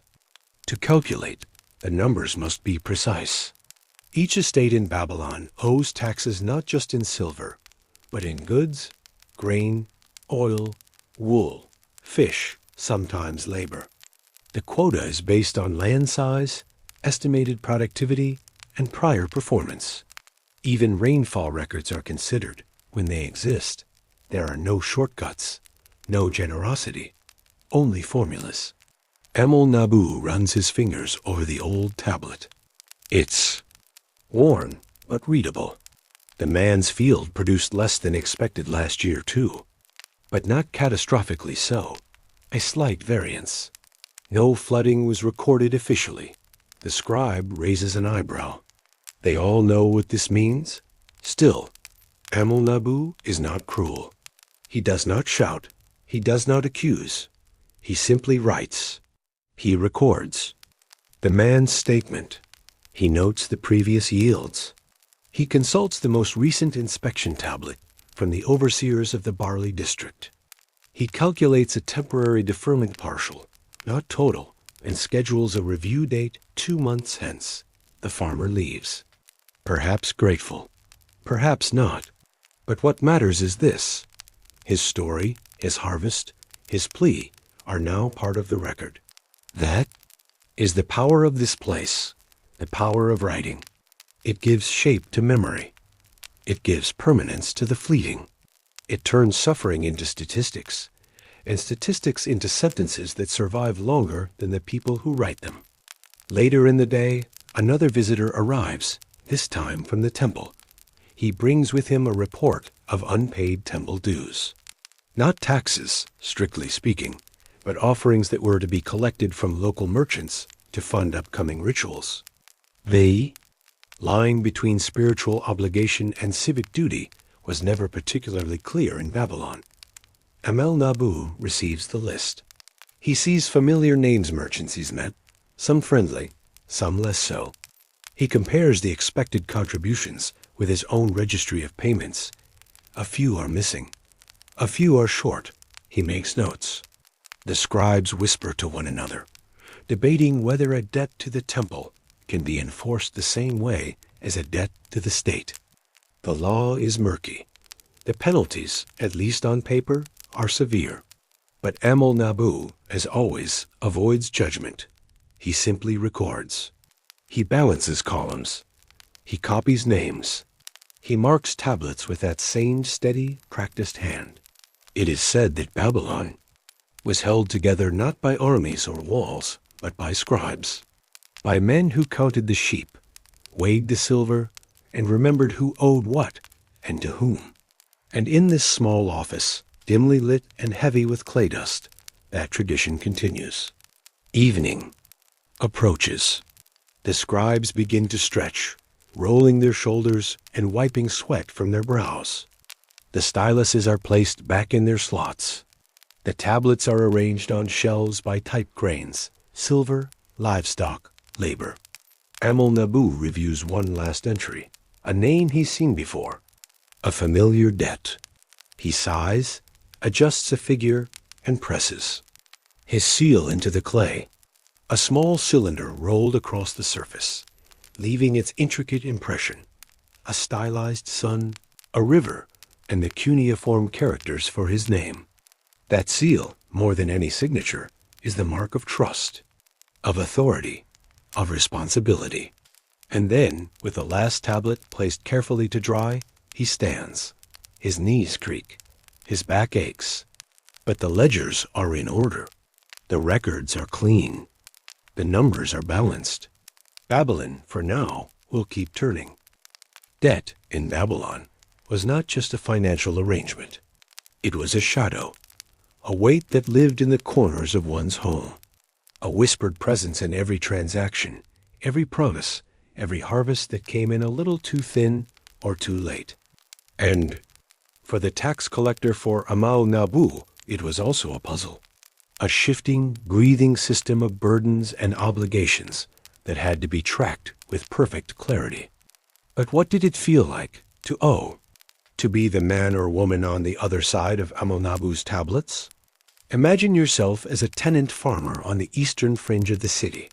You rent a patch of land from a temple estate, just enough for barley and perhaps a few onions. The land is old, tired, and the canal nearby hasn't been dredged in years. Water comes slowly. Your field drinks slowly. Your crop grows late. You owe grain, not just to the temple, but to the crone, to the overseer, to the scribe, to your cousin, whose donkey you borrowed last season. And when the harvest comes short, you feel the weight of every tablet that records your name. If you cannot pay, your options are few. You might ask for an extension, though these are rare. You might borrow silver to buy grain, hoping next season is kinder. Or you might offer labor your own, or that of a family member. In some cases, a child, debt bondage was legal, common. A child might serve in another man's house for a year or two to repay a father's grain debt. A woman might weave cloth for a temple scribe to settle a fine. There were laws to prevent abuses, but paper limits mean little when silver is due and the tablet bears your name. Amun-Nabu did not see these people as villains, nor did he pity them. His job was not to judge, but to balance. He understood the system. He knew its cruelties, but he also knew its necessity. Without record keeping, the state could not function. Without taxes, the canals would silt up. The city walls would crumble. The priests would starve. And so each debt was not just a number. It was part of the scaffolding that held Babylon together. Still, there were moments fleeting, human, when the system bent. Amun-Nabu once allowed a widow to defer her tax entirely. Her husband had died suddenly heat stroke in the fields, and she was left with 4 children and half a harvest. There was no law to protect her. But there was precedent, and in the margins of her record, in a line barely wider than a fingernail, he scratched a note, temporarily suspended. Review after sowing season. That was the balance he walked.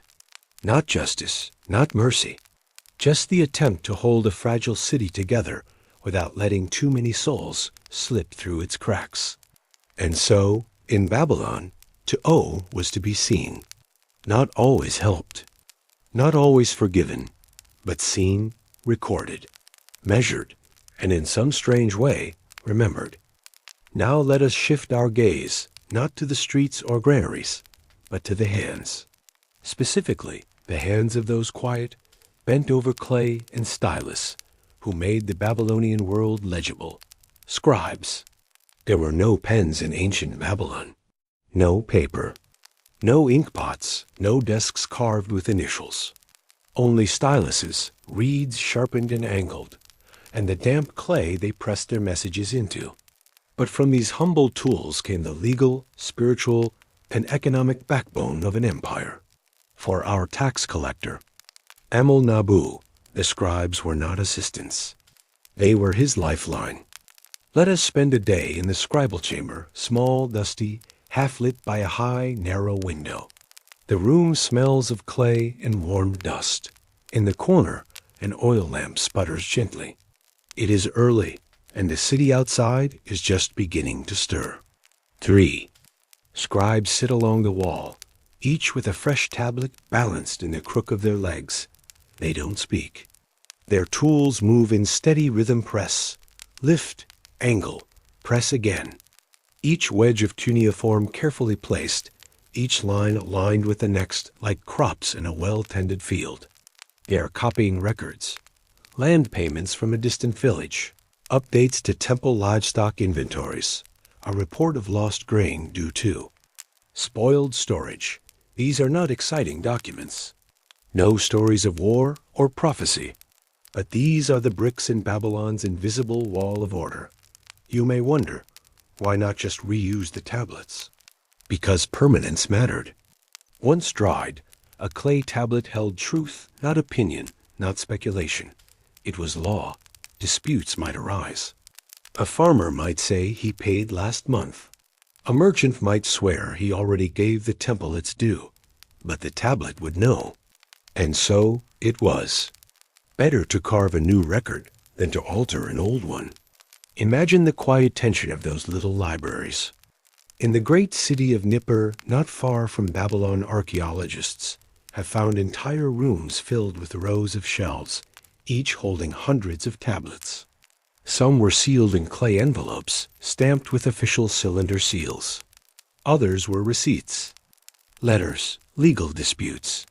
They were not shelved alphabetically, of course, but grouped by purpose, function, and date.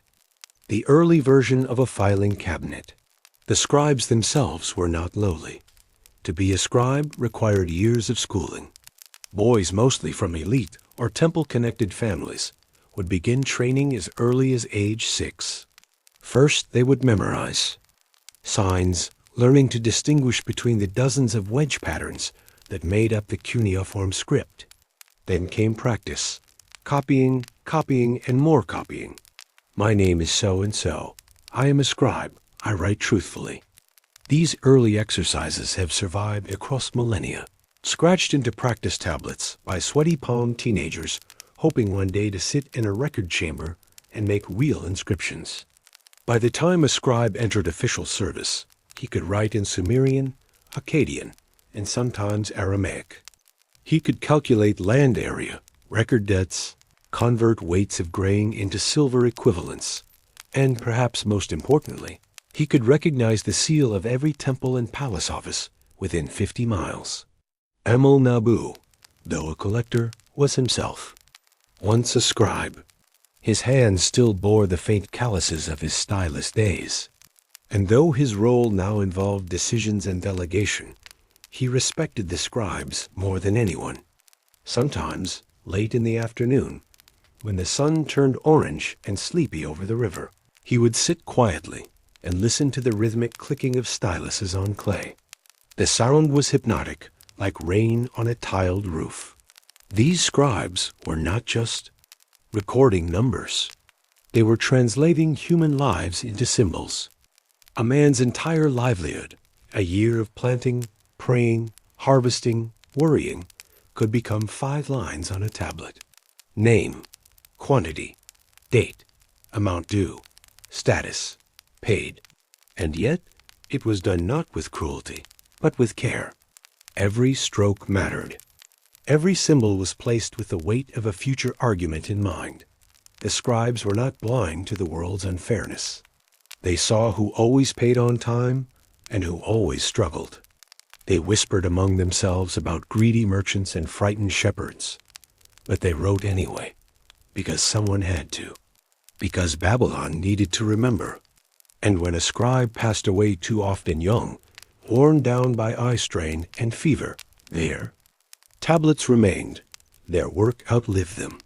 Some, perhaps, are sitting in a museum today, labeled, decoded, catalogued again. The scribes are silent, but their voices echo in the clay. In Babylon, trust was a thing carved, not spoken. There were no handwritten signatures, no official stamps in red ink. Only Seal's small, cylindrical carvings in stone, designed to roll a continuous image across a slab of soft clay. And this image, it said everything. Amel Nabu wore his seal on a cord around his neck. A dark, mottled piece of serpentine, carved with the image of a sun disk, held aloft by 2 human figures. Above them, his name. Below, a pattern of reeds and stars. It was more than decoration. It was identity. Picture him pressing that seal into a tablet. The gesture is deliberate. The cylinder rolls slowly, evenly, across the top edge. It leaves behind a perfect band of relief, an official banner declaring the tablet true, final, witnessed. The seal made the record legally binding. Even kings had seals. Temples had seals.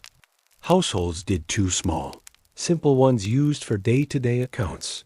But a tax collector's seal was powerful.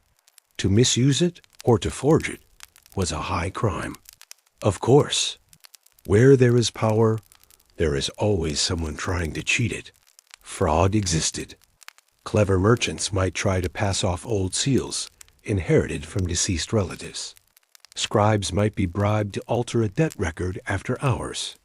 There are even records of seal cutters themselves being punished for making duplicate seals unauthorized, twins that could be used for mischief. Amul Nabu was vigilant. He'd seen a forgery once. A young man had tried to use his uncle's seal on a barley repayment note.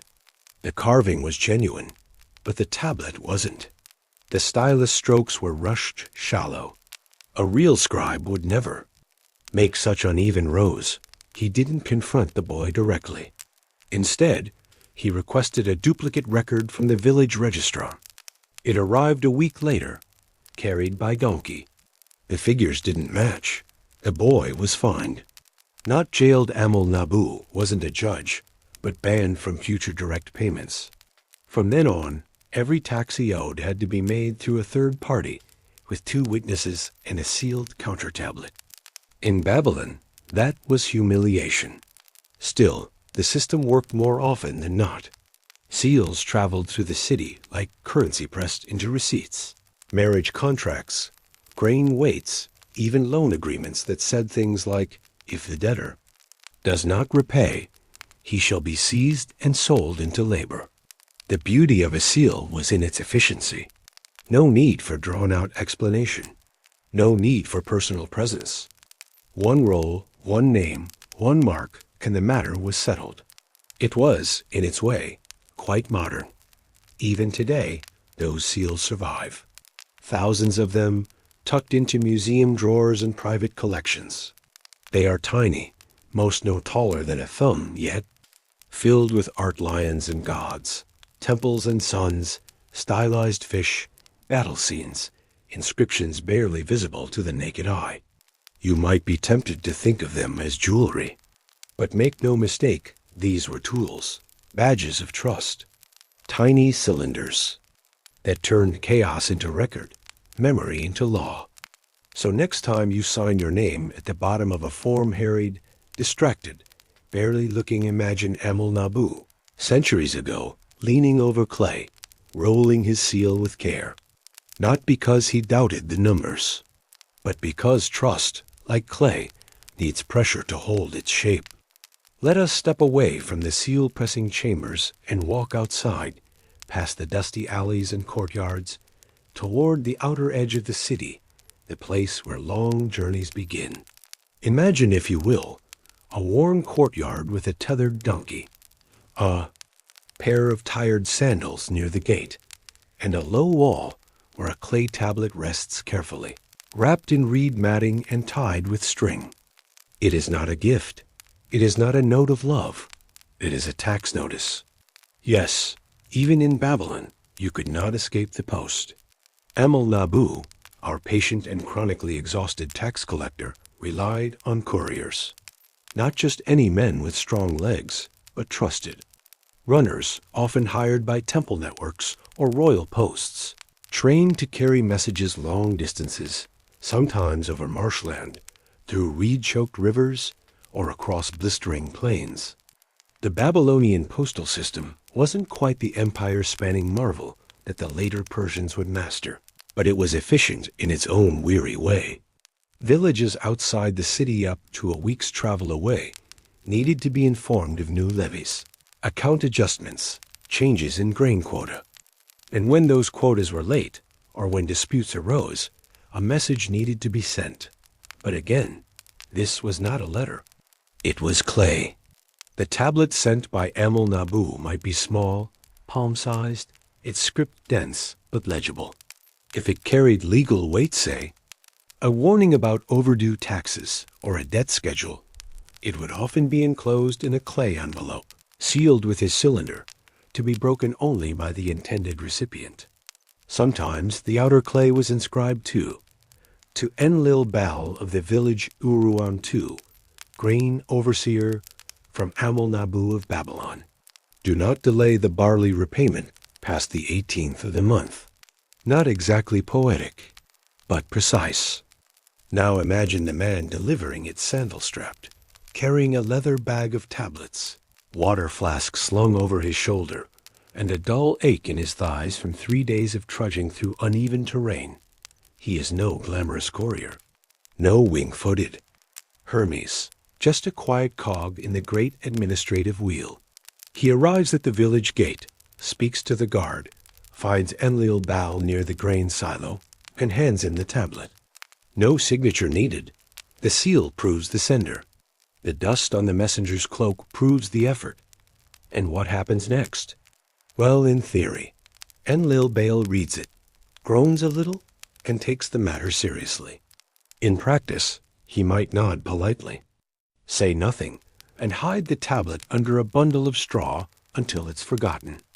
That is, until another messenger arrives 2 weeks later, this time with a sterner warning.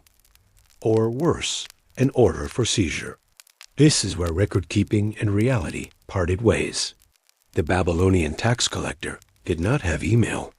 He had uncertainty. A tablet sent was not always a tablet answered. A debt acknowledged was not always a debt paid. So couriers became informants too. When they returned, Amel-Nabu would question them gently. Did you see the grain bins? Was the overseer present? Were others whispering about remittance delays? And based on this imperfect intelligence, he would decide. Escalate or wait. Send another message or visit in person. The art of collection was not force. It was pressure. Applied slowly, repeatedly, like rain shaping a stone. In some cases, if a village had gone too long without response, a formal complaint would be written. Amel-Nabu would dictate it, a scribe would inscribe it, and a high priest or provincial governor might be called in to mediate. Bureaucracy did not mean speed. It meant thoroughness. And to a tired debtor in a rural village, it also meant dread. Still, there were lighter sides to this clay mail system. Occasionally, humorous tablets would be discovered. A messenger who added a postscript. He says he will pay, but I saw him buying fish. Or a village scribe who complained, we lack styluses because the donkeys chewed them. It reminds us that even within rigid systems, humor sneaks through. Over time, some tablets got lost, buried in flood, shattered in transit, or misfiled in temple storage. But others survived, and thanks to the miracle of fire. Yes, fire some. Tablets accidentally baked in house fires have lasted over 3,000 years. Ironically, a tragedy of the moment preserved the bureaucracy of the ages. So, the next time you receive a registered letter or a notice tucked under your door, think of that Babylonian courier, sweaty, determined, crossing dry hills with a lump of clay that said, you still owe, not because he wanted to annoy you, but because the wheel of order turned slowly and someone had to carry the weight. Let's end the day where most of us prefer to, at the dinner table. For Amel-Nabu, the evenings came not with rest, but with review. After hours of tallying grain, dispatching couriers, and managing disputes, he would return to his modest home less. Grand than a merchant's, more substantial than a laborer's. Somewhere in between. A courtyard house, its walls of mud brick, its rooms cooled by thick plaster and woven shades. Dinner was not lavish, but it was enough. Imagine him sitting cross-legged, on a reed mat before a low table of rough-hewn wood. A small oil lamp flickers nearby. The air carries the faint aroma of lentils, onions, and coriander. His wife, a careful and practical woman, ladles stew into a clay bowl and places it beside a round of flat barley bread. It is not silent, but It is calm. The children, if any, eat in the next room, watched by an older relative. The servants, two young men from a rural family, bound to the household for now, eat later, when duties are done. This is not a feast. It is sustenance. The food is mostly plant-based: lentil stew, cucumber slices, leeks, garlic, and bread. Sometimes there is dried fish or goat cheese, rarely meat. Luxury meats like lamb or beef were expensive and reserved for festival days. Wine? Perhaps a small cup, mixed with water, flavored with date syrup. And yet the meal had weight. Because every bite was tied to the system, Amel Nabu upheld that barley bread, paid for with silver gained from temple taxes, the garlic, a surplus, purchased from a village that finally cleared its debt. Even the oil in the lamp had come as part of a harvest tithe. He eats not hurriedly, but with the slow rhythm of someone cataloging his day. Did the scribe get the date right on the grain? Tally? Did the courier return from Sippar yet? Why was the lamb market so quiet today? His wife does not interrupt. She knows this look, the brow slightly furrowed, the fingers tapping absent-mindedly on the clay bowl. She pours him more stew and says nothing. There is comfort in repetition. The same meal, more or less, every day. The same bowl, chipped but functional. The same lamp, trimmed each week. Even the silence is familiar. After dinner, Amel Nabu might retire to a small study, really just a niche in the wall with a reed shelf. There, a few dried tablets wait. Older records, contracts he keeps close. Even a scribbled draft of a complaint he's yet to file. These are not private diaries, but they hold his thoughts all the same. Sometimes, before sleep, he watches the oil flicker on the ceiling and thinks of his seal. How many tablets bear its mark? How many lives, like ripples from a single stone, are shaped by his quiet decisions? And then sleep. No soft bed, just a woven mat, a headrest of shaped wood, a thin blanket if the breeze grows cold. Outside, the city still murmurs. A dog barks. A neighbor coughs. A donkey snorts in its pen. But inside, the household is still. Tomorrow, it begins again. Because taxes, like time, do not pause for dreams. Imagine yourself in a quiet chamber, lit by soft oil lamps, where tablets rest patiently on a low wooden table. In the center lies a small cylindrical stone, the seal of Amel Nabu, our Babylonian tax collector. It's smooth to the touch, about the size of a thumb, engraved intricately with cuneiform symbols and images. The god Marduk standing proudly, grain sheaves and stylized water waves. This humble cylinder was more than just an object.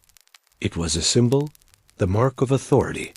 When Amel Nabu pressed it into wet clay, he was doing more than sealing a message.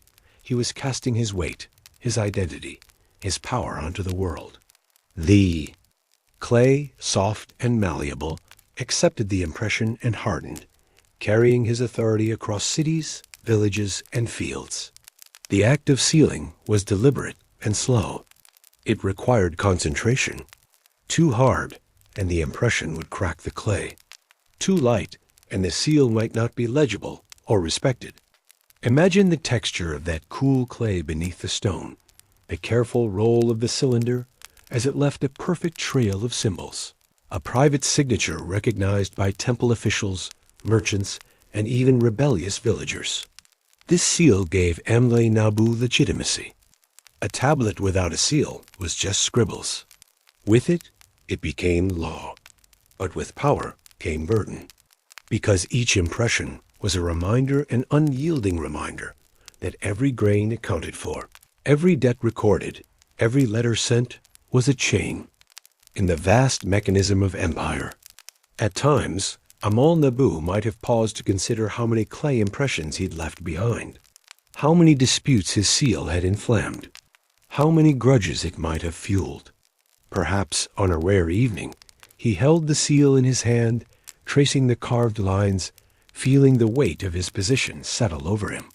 In Babylon, where kings claimed divine right, the tax collector's seal was a quieter form of divinity, an earthly power that shaped daily life, shaped survival. Yet, like the clay itself, authority could crack under pressure. Forged seals were a known threat. Scribes could mimic impressions. Corrupt couriers could intercept tablets. To counter this, Amon-Nabu kept his seal close locked in a small wooden box beneath his bed or tucked in his sash. Only he, or a trusted scribe, could wield it. And so, the seal was both shield and sword. It protected him, but it also marked him. When the clay was baked, whether by fire or sun, it became permanent. So too was Amon-Nabu's role carved into the story of Babylon, a silent, steady presence beneath the roar of kings and priests. In this way, a simple cylinder stone did not just impress clay, it impressed history. Picture a sprawling marketplace in the heart of Babylon, just as dawn's pale light brushes over mud brick walls and the ziggurat's towering silhouette. Stalls lined with woven mats display baskets of dates, heaps of barley, clay jars filled with fragrant oils and freshly baked flatbreads, still warm from communal ovens. The air is thick with a blend of scents, sweet date syrup, smoky incense, the earthy tang of fresh produce, and beneath it all, the persistent undercurrent of dust and sweat. Among the throng, merchants haggle softly. Customers examine goods. With practiced eyes, fingers tapping on pottery, weighing handfuls of grain on balance scales. Children dart between legs, laughter bubbling in the morning sun. Now, imagine Amon-Nabu entering this vibrant scene not as a curious visitor, but as the tax collector whose ledger looms large over many years. His presence is subtle but felt. Farmers selling surplus grain eye him with suspicion. Merchants who paid their dues yesterday whisper cautious greetings. Those behind on payments avoid his gaze, fingers tightening on coin purses or bundles of barley. Because in Babylon, the tax collector was both necessary and dreaded. Amon-Nabu moves carefully, not with harsh authority, but with practiced diplomacy. His job requires reading not just numbers on tablets, but the moods of people. He pauses at a stall where an older woman sells olives. Her hands tremble slightly as she counts her earnings. "Good morning," he says softly. "How fares the harvest this season?" Her eyes flicker with fatigue. The rains were sparse, the soil dry, but enough for now. He nods, making a note. "Remember, the tithe on olives is due in full by next moon. I trust you will manage." She bows her head, both resigned and relieved by his tone. Through the market, Amon-Nabu meets other familiar faces. A merchant who gifts him a small fig perhaps to curry favor, perhaps out of genuine respect. A scribe who slips him a note with updated tallies. A young man hawking reeds, who briefly exchanges a smile with the taxman. Each interaction is a thread in the delicate web Amon-Nabu weaves daily. Despite the weight of duty, there is humanity. In these moments, he knows the hunger behind closed doors, the worry that ripples through families at each tax cycle. He understands the hope for mercy, the fear of seizure, the silent prayers whispered to gods above. And yet, the rhythm must continue, because the grain stores must fill, the temples must receive offerings. The city must stand, tall and proud, beneath the watchful eyes of gods and men. So the tax collector walks on, his footsteps soft on the dust, his gaze steady. The marketplace hums with life, but beneath its bustle, the slow, sure beat of Babylon's machinery turns. Let's take a gentle step away from the city streets and the noisy bazaar, and sit for a moment beside Amon-Nabu in the quietude of his study chamber. The room is cool, shaded by hanging reed mats and thick adobe walls that hold back the midday heat. Shelves of clay tablets rest in orderly stacks. Some are ancient, passed down from his father and his father's father. Others are freshly inscribed, still pale in color and faintly dusty with powdered clay. This is where the real work of a Babylonian tax collector is done, not on foot among the farmers, but at the table, stylus in hand, before a clean slab of wet clay. Arithmetic, not the kind you mutter in passing. This is math with consequences. Carefully tabulated counts of sheep and barley, records of fish pond yields, tallies of laborers taxed in silver shekels or bricks laid in government service. Each number not just a unit of measure, but a symbol of obligation, debt, and survival. You might think that taxation in Babylon was simply a matter of taking grain and silver and passing it along to the state. But it was far more nuanced, more textured, more patient. Imagine the rhythm of Amel-Nabu's day in this quiet room. He starts by reviewing the tablets delivered by junior scribes' reports from neighboring villages, updates from temple granaries, disputes in livestock counts. Each one is read carefully, not because he doubts the numbers, but because a single stroke, a single wedge or gap can change everything. He runs his finger along the tablet edge as he reads, lips moving slowly, translating cuneiform symbols into real-life meaning. A crooked character might indicate a new apprentice scribe. An unusual phrase might mask an attempt to evade taxes. Then, there's the tablet he must prepare the month's main ledger. Amel-Nabu smooths a rectangle of clay, damp and cool beneath his hands. The stylus clicks lightly as he presses it in, forming those careful wedge-shaped marks. Names, dates, quantities, units, 3 sheep from Gimelsin, 2 baskets of dried figs from Eine Isagil, 5 minas of silver from the Weavers' Collective. These aren't just entries. They are echoes of people, livelihoods, hopes. The math is meticulous. Totals must align across multiple tablets. Fractions must be handled delicately, as Babylonian fa-veg. Mathematics used a base 60 system, meaning 1/2, 1/3, 1/4, all had clean equivalents, but 1/7? That was a nightmare. No calculators, no abacuses. Just sharp memory, stylus, and the occasional counting board. It's not just addition and subtraction either. Some of the more complicated transactions involve percentages, ratios, and time delayed. Obligations. For instance, a barley tax might be paid in advance by weight, then adjusted after the harvest. Or a brewer might promise a set number of amphorae, deliver fewer, and be taxed on the shortfall. And Amel-Nabu knows this. Math isn't neutral. Every correction is a confrontation. Every dispute about decimal placement might mean food for a family or a fine for a struggling farmer. But this slow, steady work is the lifeblood of empire. Behind every Babylonian festival, every canal cleaned, every temple offering presented to the gods, there's a line on a ledger, quietly inscribed, by someone like Amel-Nabu. So he continues, inkless, wordless, focused. By evening, the room is filled with the scent of clay and oil. The tablet hardens. The entries are complete, and the city, humming just outside, continues unaware that it rests upon these simple numbers wedged into clay by the steady hand of the tax collector. The Tigris and Euphrates, great rivers of life and of destruction.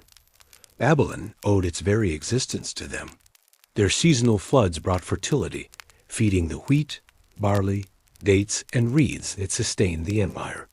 But their waters were fickle, sometimes too little, sometimes far too much. And for Amel-Nabu, who lived by the numbers, the flood was his most unpredictable adversary. Imagine it now, a wet spring. The river, swollen with snowmelt from faraway mountains, begins to spill. Not in one dramatic rush, but slowly, quietly seeping over the canal banks, creeping into fields, filling irrigation ditches not with life, but with ruin. Fields once golden with grain become brown, soggy wastelands. Homes built too close to the floodplain begin to crumble. And for a tax collector, chaos.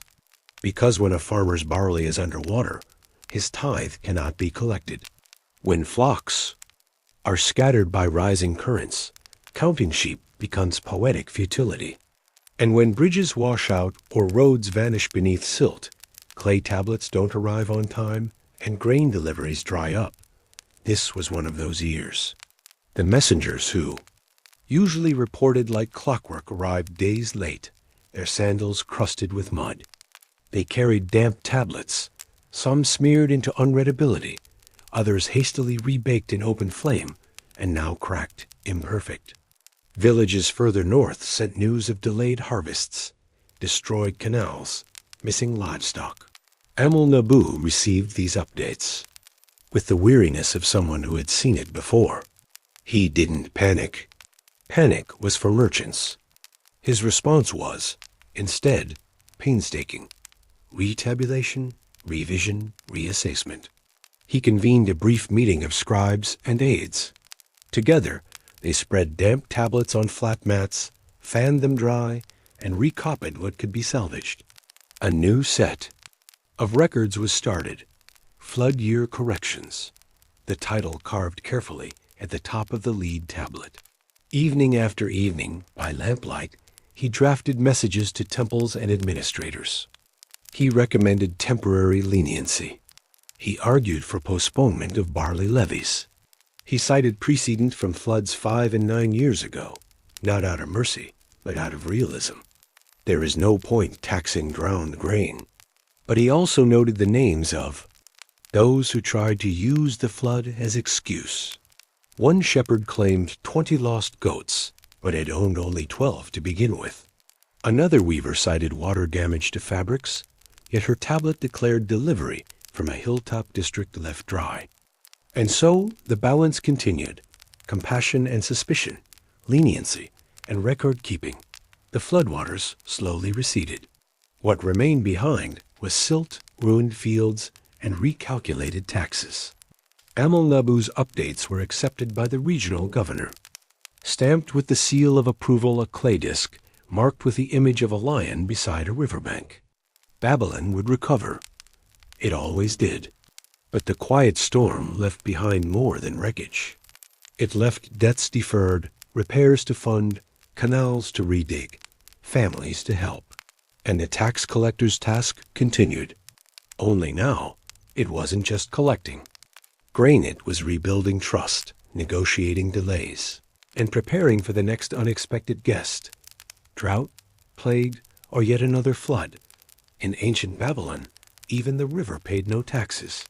But its whims could tax everyone else. There's a certain silence that clings to the great temples of Babylon, not the hush of reverence, but the measured quiet of bureaucratic labor. Inside those massive, sun-drenched courtyards and mud-brick chambers, it isn't just incense and hymns that fill the air. It's the rustling of records, the whisper of scrolls being unrolled, the steady clack of stylus on clay. Temples, after all, were not just spiritual centers. They were economic engines, landowners, employers, lenders, and yes, tax collectors. In their own right. And so, once each month, Amal Nabu found himself ascending the steps of one of these great institutions, not to pray, but to reconcile ledgers. Today, it is the Ina temple, the house of Inanna, goddess of love, war, and calculation, apparently. As you walk with him through its great gate, note the carvings lions with curling manes, priestesses with flowing hair, a mosaic of lapis and brick in the soft geometry of divine geometry. The scent of crushed myrrh drifts faintly in the breeze, along with the more mundane tang of dried reeds and warm clay. Past the outer courtyard, in a side chamber shaded by linen drapery, temple accountants await. Now, do not be deceived by their plain linen robes and quiet voices. These are not mere functionaries. They are professionals in their own sphere, some trained from childhood in the art of temple finance. Their ledgers are just as detailed, just as severe, as those kept by the palace scribes. A tray of small tablets rests between them records of rents collected from temple lands, tributes brought in by villagers who farmed goddess-owned plots, logs of sheep, honey, beer, and silver, all part of the sacred economy. Nabu bows his head slightly, a mix of respect and diplomacy. Theirs is a shared burden. The work begins slowly. Each record from the palace is read aloud, and the temple equivalent is produced. A tablet inscribed with barley quantities from. Nipper must match the temple's account of offerings delivered to the granary. If there's discrepancy, say, 5 measures too few, it prompts a discussion, often long, occasionally tense. You see, one of the scribes murmurs, tilting his head toward a cracked tablet. The rain delayed our delivery. Nabu nods, as it did to others. But the measure must still be recorded. Perhaps we note it as deferred. Back and forth it goes. This is not a confrontation, but a ritual one with precedent, formality, and a shared understanding that the empire runs on numbers as much as on gods. Here, the tax collector's role shifts slightly. He is less the collector, more the conciliator. He translates state expectation into local possibility. He ensures that what is sacred also remains accounted for. And in doing so, he helps maintain the balance, not just of economy, but of cosmic order, at least in the Babylonian view. Because in Mesopotamia, the gods didn't just demand devotion. They demanded documentation. A goat sacrificed to Ishtar was still entered into the tax rolls. A grain tithe burned on a holy altar still had to be weighed, logged, and verified. As the afternoon sun stretches shadows across the courtyard tiles, the last of the entries are compared. A scribe places a seal on the master ledger, his cylinder rolled carefully over damp clay, leaving behind a signature of authenticity. Nabu nods once more, gently gathers his copies, and departs. Another month reconciled, another quiet partnership preserved. Outside, the world remains as it was, noisy, dusty, impatient. But inside these temple walls, order has been carved one tiny wedge at a time. In Babylon, the line between taxation and debt was often blurred like footprints in soft silt after a rain. To owe the state was to owe your future, and to fall behind could mean years, even generations, of servitude. You see, Babylonian taxes were not always collected in the moment. Sometimes they were assessed in advance, based on predictions, quotas, or expected yields. But nature is not always cooperative. A blight here, a missed delivery there, and suddenly what was meant to be a simple payment became something heavier, a debt. Imagine a farmer named Babylonian, a quiet man with thick wrists and sun-darkened skin. He cultivates barley on rented temple land. In a good year, he offers 1/10 of his yield to both temple and palace, his tax, his rent, his obligation. But one year, the rains come too late, his harvest shrinks, and so does his offering. He explains this to the scribe who visits. He offers a partial payment. He promises the rest later. The scribe, dutiful, accepts his word, but notes the deficit. On his clay tablet, a simple mark, but it carries weight. Now, Babylonian owes not just this year's tax, but next year's as well. The amount accrues. Perhaps he borrows grain from a neighbor to make the payment. Perhaps he offers his labor for temple repairs in exchange for leniency. Or perhaps, in a moment of desperation, he offers his son not forever, just for 3 years. As a temple laborer, as a servant, as a pledge. This was not uncommon. In Babylonian society, debt bondage was legal and often formalized. Children, spouses, even oneself could be pledged as surety for outstanding payments. Not as slaves in the chattel sense, but as indentured laborers bound by debt until it was paid or forgiven. And so Bay-Lidin's son, a wiry youth named Naram Sin, goes to the temple granaries, not as a priest, but as a porter. He loads amphorae. He sweeps floors. He moves with quiet obedience, his presence a walking ledger mark-flesh accounting for numbers. Amel-Nabu records it all, not gleefully, not cruelly, but as a matter of necessity. He knows what these debts mean. He has seen them stretch across generations. Some families never catch up. Others claw their way out, one grain sack at a time. Sometimes debt is forgiven. During royal festivals, new kings would declare clean slates, a tradition called Misaram. Debts wiped away, bonds dissolved, records broken ceremonially. It was a kind of reset, a royal mercy, but these were rare. Most debts remained like shadows long, quiet, patient. In the city archives, there are tablets over 100 years old, still cited in disputes over fields once pledged and reclaimed. Entire plots of land remembered only because someone once owed someone else a donkey or 5 shekels. Debt was sticky. It clung to names, to property, to family lines. And for the tax collector, it was a tool and a burden. Amel-Nabu was no villain. He did not seize homes or sell children, but he kept the records, and the records kept Babylon turning. In a world without banks, without credit cards, without bankruptcy courts, Clay held the truth. So he pressed the stylus gently, writing Bay-Lidin's balance with a sigh. Just a number, just a name, but it was also a promise. A weight, a tether to a future yet to unfold. There are many kinds of silence in Babylon. The clamor of the outer markets dulls into a steady hum as you move deeper into the city, past the temple gates and into the heart of administration. Here the silence is cooler, heavier. It is the silence of clay, of history pressed flat and baked to permanence. This is where Amel-Nabu comes to reflect and to reference. The archive rooms dry, dim, orderly. A quiet sanctuary, not of prayer, but of record. The room is not large. Mud brick walls, their surfaces slightly curved from centuries of weight. Niches carved into the walls hold shelves, and the shelves hold rows upon rows of tablets. Some are tagged with small inscriptions, dates, names, summaries etched onto clay tags tied with reed fiber. Others rest in low bins or baskets, sorted loosely by region, or by temple, or by year.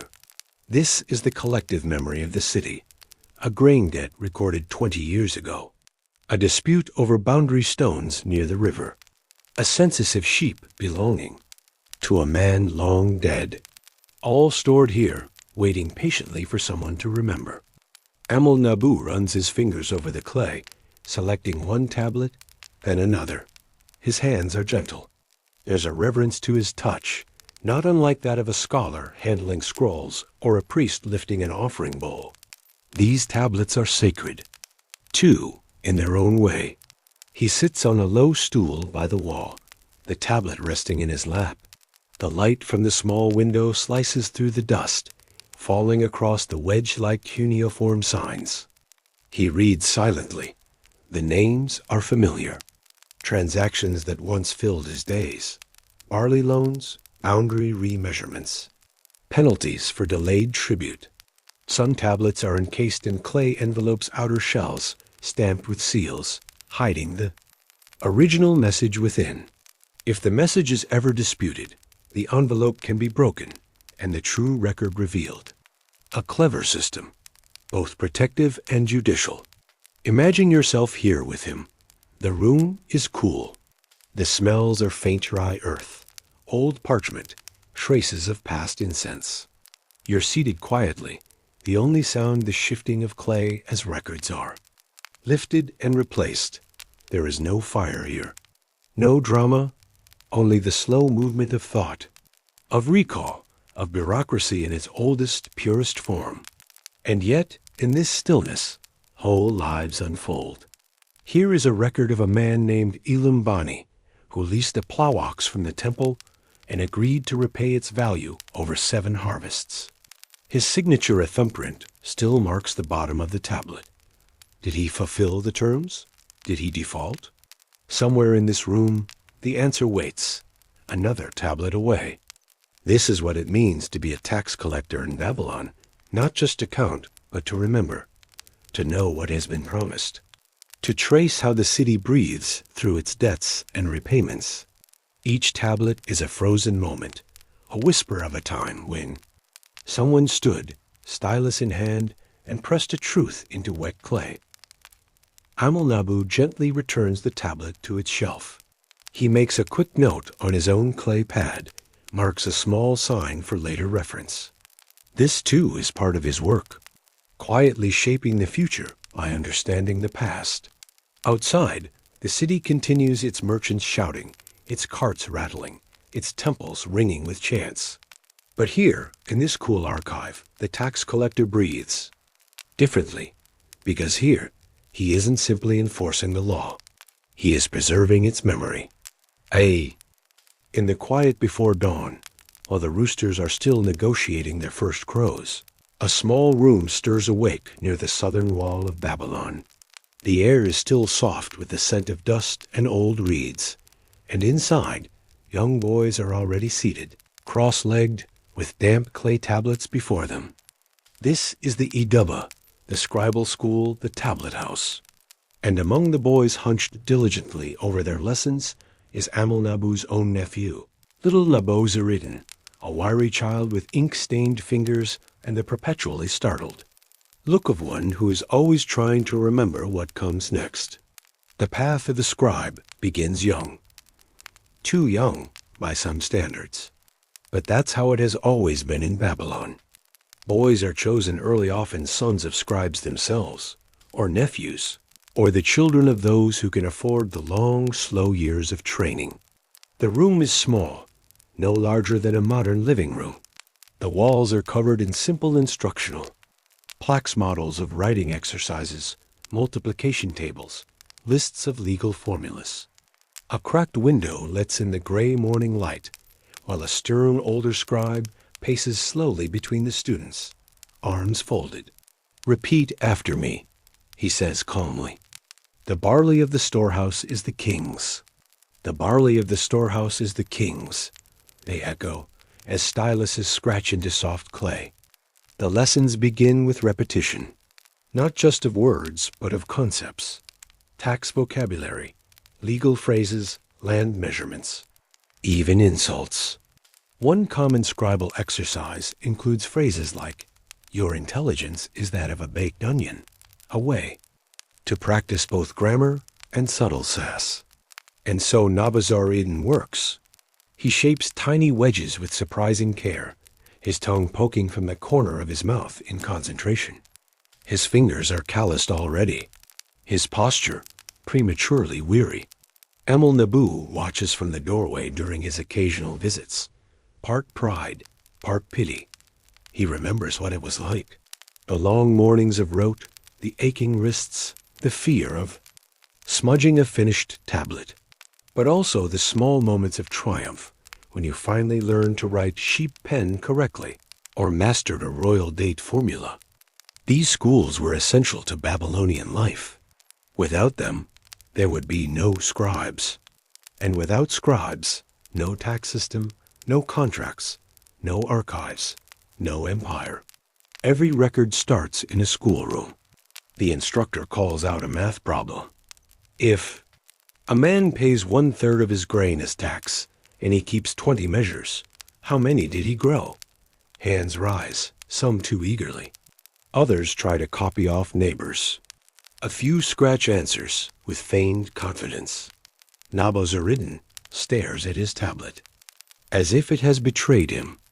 This is the training of the city's future clerks, future auditors, future tax collectors, like his uncle.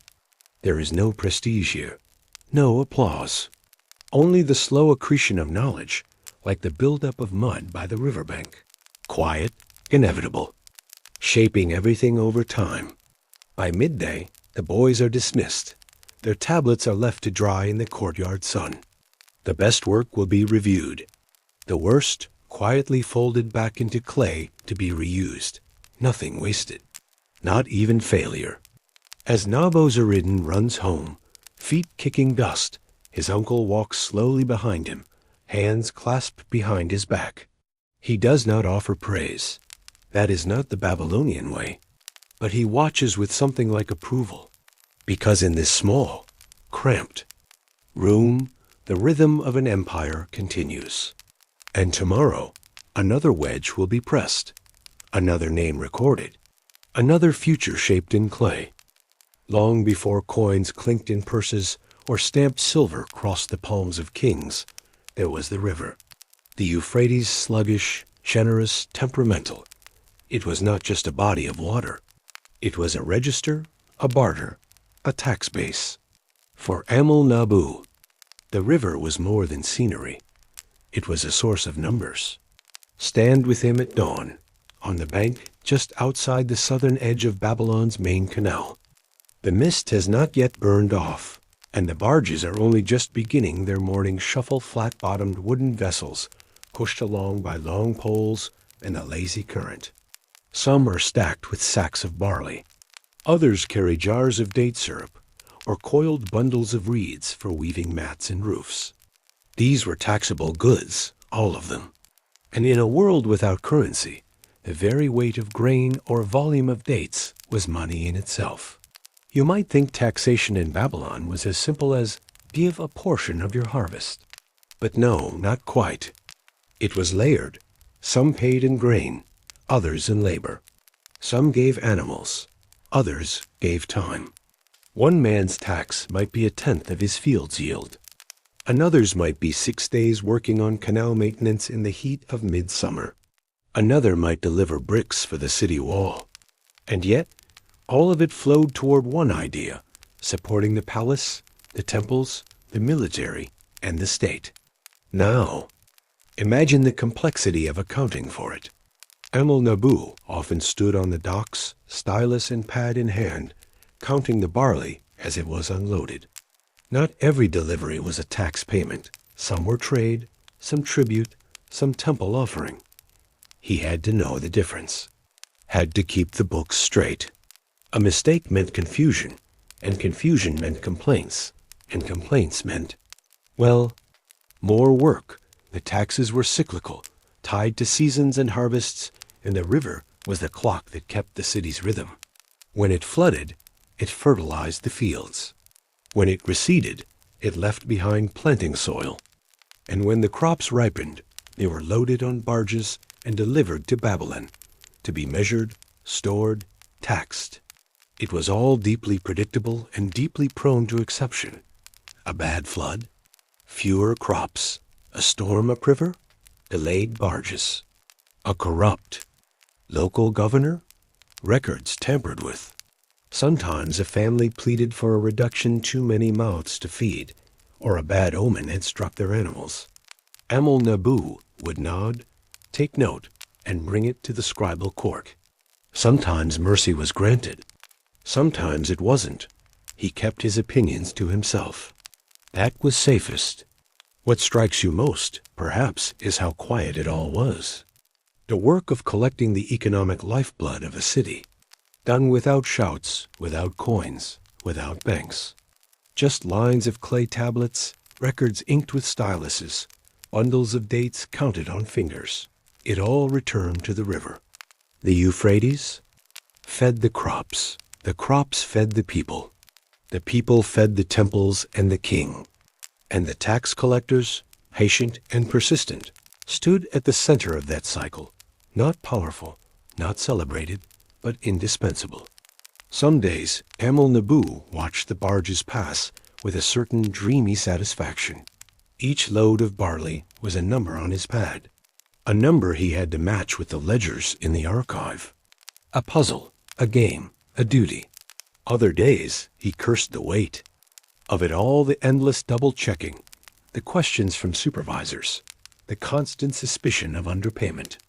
But always, the work continued, because Babylon ran on the river, and the river ran through his records. The sun sets differently over Babylon than in the countryside. It sinks behind mud brick towers and temple roofs, casting long shadows across alleys and walkways that twist between merchant stalls like 1,000 veins. But as the day ends, the city doesn't go silent. It shifts. The night market begins to stir. Now, if you were a nobleman or a temple official, or even a middle-ranking scribe, you likely never wandered the night market. It was unofficial, slightly disreputable, and certainly outside the tax rolls. But if you were Amel Nabu, a man who knew that not all economies appear in daylight, you'd know the value of a quiet walk there. Imagine yourself beside him as he leaves his modest house after dinner, sandals worn thin, cloak wrapped close. The air has cooled. The scent of roasting onions, lamb fat, and burning date palm wood coils upward from the street. The night market is a maze. No two nights are the same. A woman sells fish by the bucketfish that clearly slipped in under the tax collector's radar. A boy with a bandaged foot hawks copper pins. A potter, half drunk, offers jugs with chipped rims at half price. These are the shadows of the economy, unrecorded, unregulated, and endlessly alive. And though he doesn't say so, Amel Nabu notices who is here, who is moving merchandise, who is keeping quiet, who seems to be doing better. And their official reports suggest he doesn't intervene. That would draw attention. Instead, he watches, notes. There's value in knowing that the Temple of Marduk's grain rations are being supplemented by nighttime date sales, or that a certain merchant, claiming hardship, seems to have plenty of bronze trinkets to sell after sunset. It's not that. Amel Nabu is corrupt. Not exactly, but he understands reality. The world of forms and tablets and temple seals is not the whole picture. There is the economy on clay, and the one that walks barefoot through the alleys at night. He stops by a bread stall, flat loaves sprinkled with sesame seeds and warm from a stone oven. He buys one, not because he needs it, but to talk to the vendor. How's business? Better, thanks to the rains. Wheat came early. And taxes? The vendor shrugs. We pay when we must. He nods, says nothing more. Later, back at his desk, he might jot a small note in the margin of a tablet. Vendor at Southeast Gate reports early wheat. It's not an official record, but it might matter someday. These are the unspoken ledgers, stored not in clay, but in memory. And that is the paradox of Babylon. For all its bureaucracy and precision, its heartbeat remains human, compromising, improvising, surviving. As the night winds rise and lanterns flicker, Amel Nabu walks home. He says little, but his mind sorts through what he's seen. He's not just a tax collector. He's a witness to the city's double life. And tomorrow, when the sun rises and the ledgers return, he'll be ready to account for both. It's difficult to overstate just how entangled the gods were in the affairs of Babylon. They didn't just dwell in temples or smile down from carved reliefs. They lived in the very machinery of state, especially perhaps in the tax system. 2. Be a tax collector like Amel Nabu was not only a bureaucratic role, it was a spiritual one. A priest might offer incense. Amel Nabu offered accountability. He didn't wear ceremonial robes or chant at altars, but he served just the same. Because everything in Babylon, from the price of fish to the shape of a field, ultimately fell under divine jurisdiction. And so, we find Amel Nabu today, not in a bustling grain yard or scribal court, but in the hushed shadows of the Esagila, the great temple of Marduk. The temple complex is vast, an entire district within the city. Towering ziggurats, inner sanctums, storehouses and scriptoriums, and endless courtyards where priests move like whispers in linen robes. And yet, here too, the ledgers matter. Tax payments didn't just go to the king, they went to the gods. Temples were economic engines, receiving vast tributes of barley, oil, sheep, dates, and cloth, sometimes as offerings, sometimes as obligation. And Amel-Nabu, stylus in hand, was one of the men who recorded it all. There's a sort of quiet irony in watching men who pray to the storm god debate the purity of a batch of sesame oil, or argue whether a flock of 10 sheep was healthy enough to count toward a landholder's tax quota. But this was Babylon. The sacred and the mundane danced hand in hand. Amel-Nabu's task in the temple was delicate. The priests had their own scribes, of course, their own records, their own rhythms. But the palace liked to verify what passed through temple storerooms. It was not a matter of trust, it was a matter of accounting. So he walked with soft steps, eyes lowered, and asked polite questions. Was the delivery of barley from the province of Sippar complete? Were the temple field's yields properly tallied? Did the goats offered at last month's festival arrive as promised? He was not always welcomed. Priests could be proud, even prickly. They reminded him, in subtle ways, that his authority was worldly, that they answered to higher powers, that grain destined for the gods should not be counted like street-side lentils. But Amel-Nabu understood the importance of quiet persistence. He asked, he listened, he wrote. He let the priests speak. He watched which tablets were shown and which, or quietly shuffled aside. He asked for copies. He sometimes received them. What's more, he believed, in his own subdued way. Not in every incantation or omen, perhaps, but in the idea that order mattered, that keeping track of what was given to the gods was a kind of service, that a crooked ledger was more than a crime, it was an affront. Because in Babylon, justice was not just about law, it was about balance, harmony. Matam, they called it the proper order of things. And even a tax collector had his place in that order. As incense curled in the warm air of the temple, and the chants echoed softly behind carved doors, Amel-Nabu recorded the barley offerings from the West Canal district. 412 measures, bundled in linen, marked with seal impressions. That would be triple-checked before the grain vanished into the temple granaries. He didn't rush. He took his time. Because in a city where divine wrath could be summoned with a misstep, accuracy was more than good practice. It was protection. And so the records grew, tablet by tablet, offering by offering. A steady rhythm of devotion, not in prayer but in precision. Outside the warm belly of the city, beyond the canal walls and the comfort of familiar streets, the land changed. The air cooled, the buildings thinned, and the flow of information, like the river itself, became slower and more erratic. And yet, Babylon depended on its provinces. The tax system reached far north into Akkad, into the fertile valleys and scattered towns that once lay under their own kings, now absorbed into the empire. From there came the grain, the cattle, the laborers, and the news. Sometimes the news whispered more than the grain could say. Amel-Nabu did not travel. Often he was not a provincial collector, one of those sun-leathered officials who trudged through fields and village gates, styluses tucked behind ears. No, his role was in the city, in the archives, in the tidy structure of things.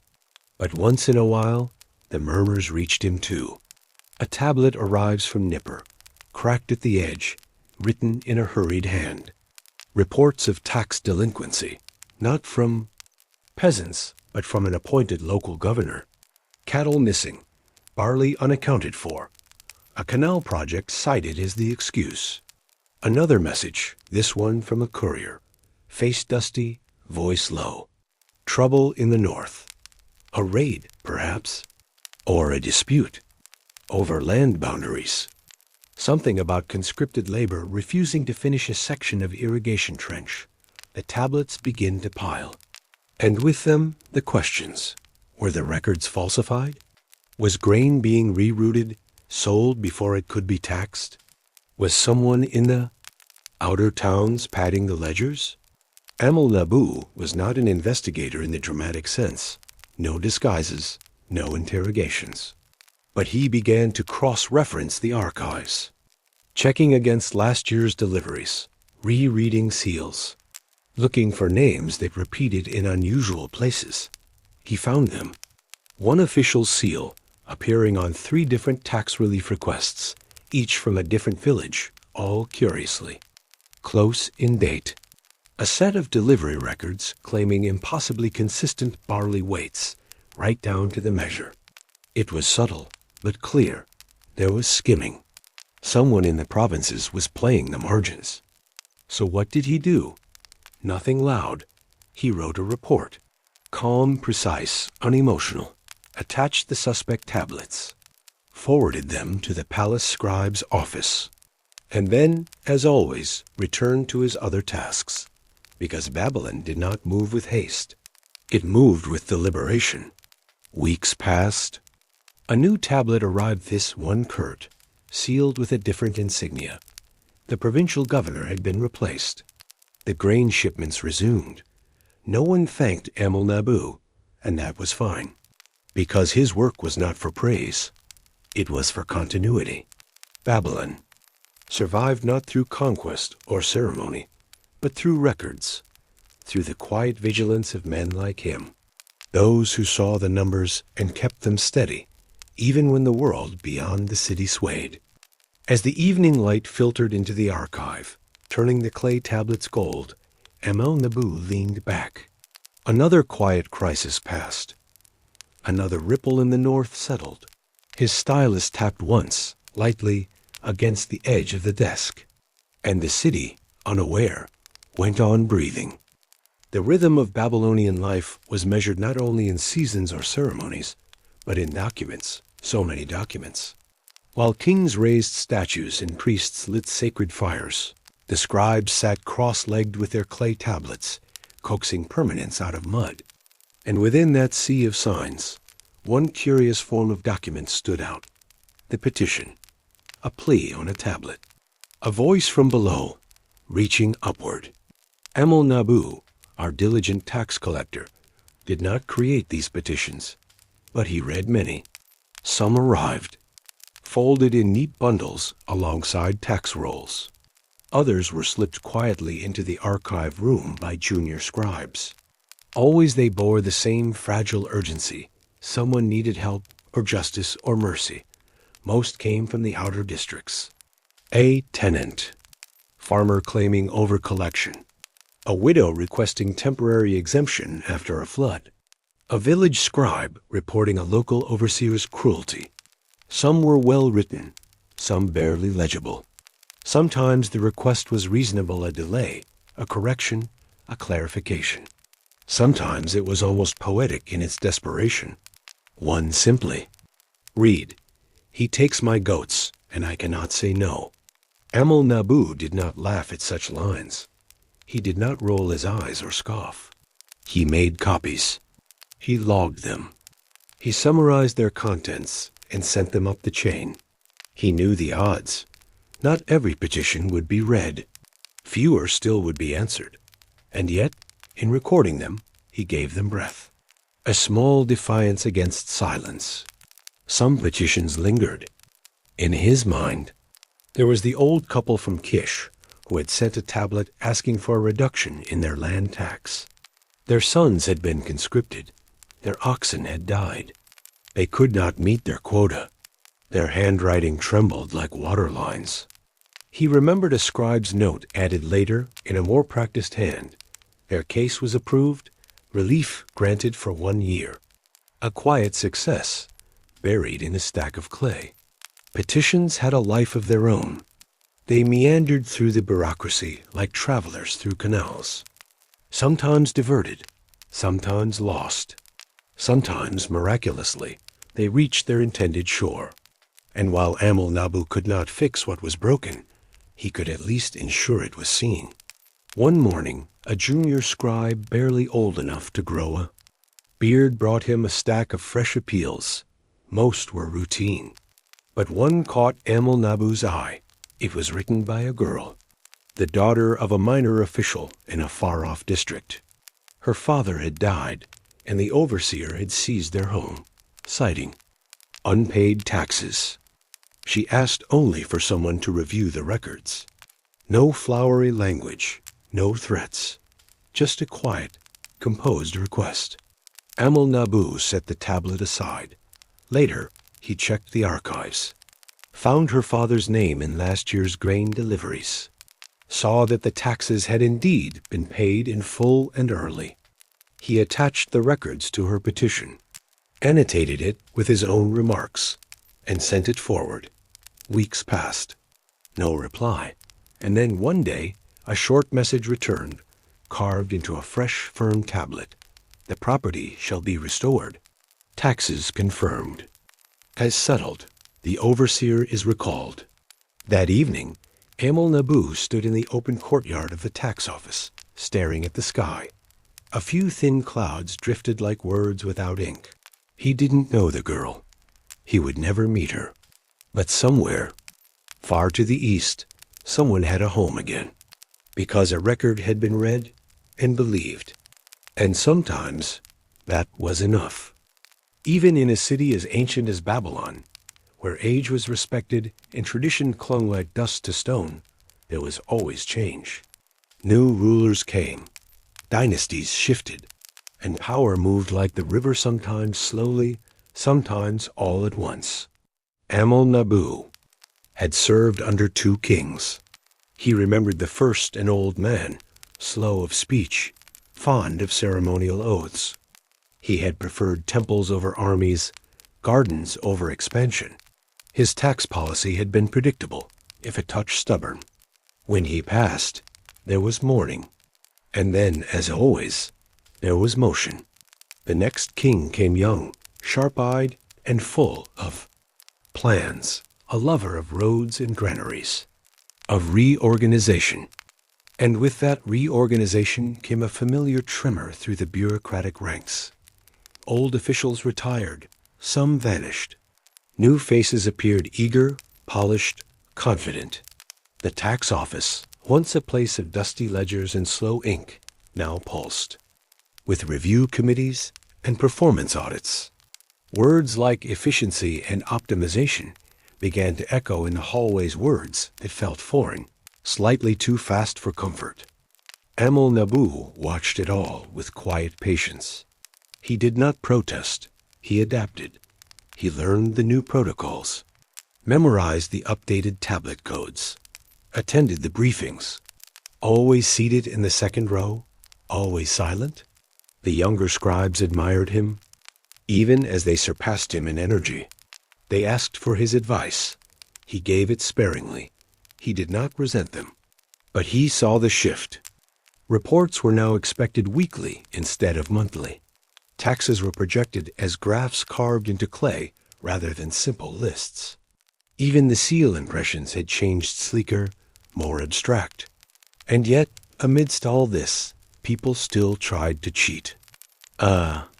Merchant declared damaged goods to reduce his duty, only to be caught selling them whole the next week. A tax agent in Borsippa created duplicate ledgers to siphon off barley.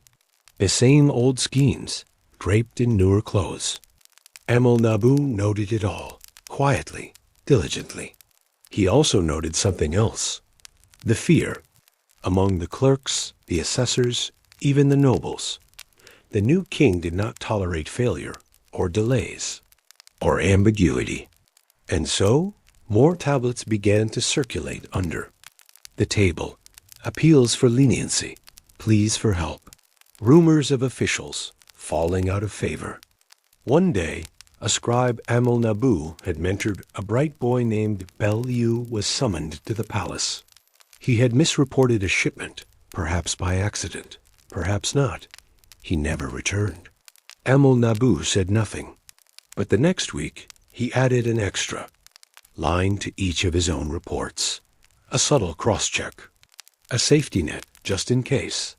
He no longer sought promotion. He no longer waited for recognition. He simply worked. Because in Babylon, power shifted, Kings changed, temples rose and fell.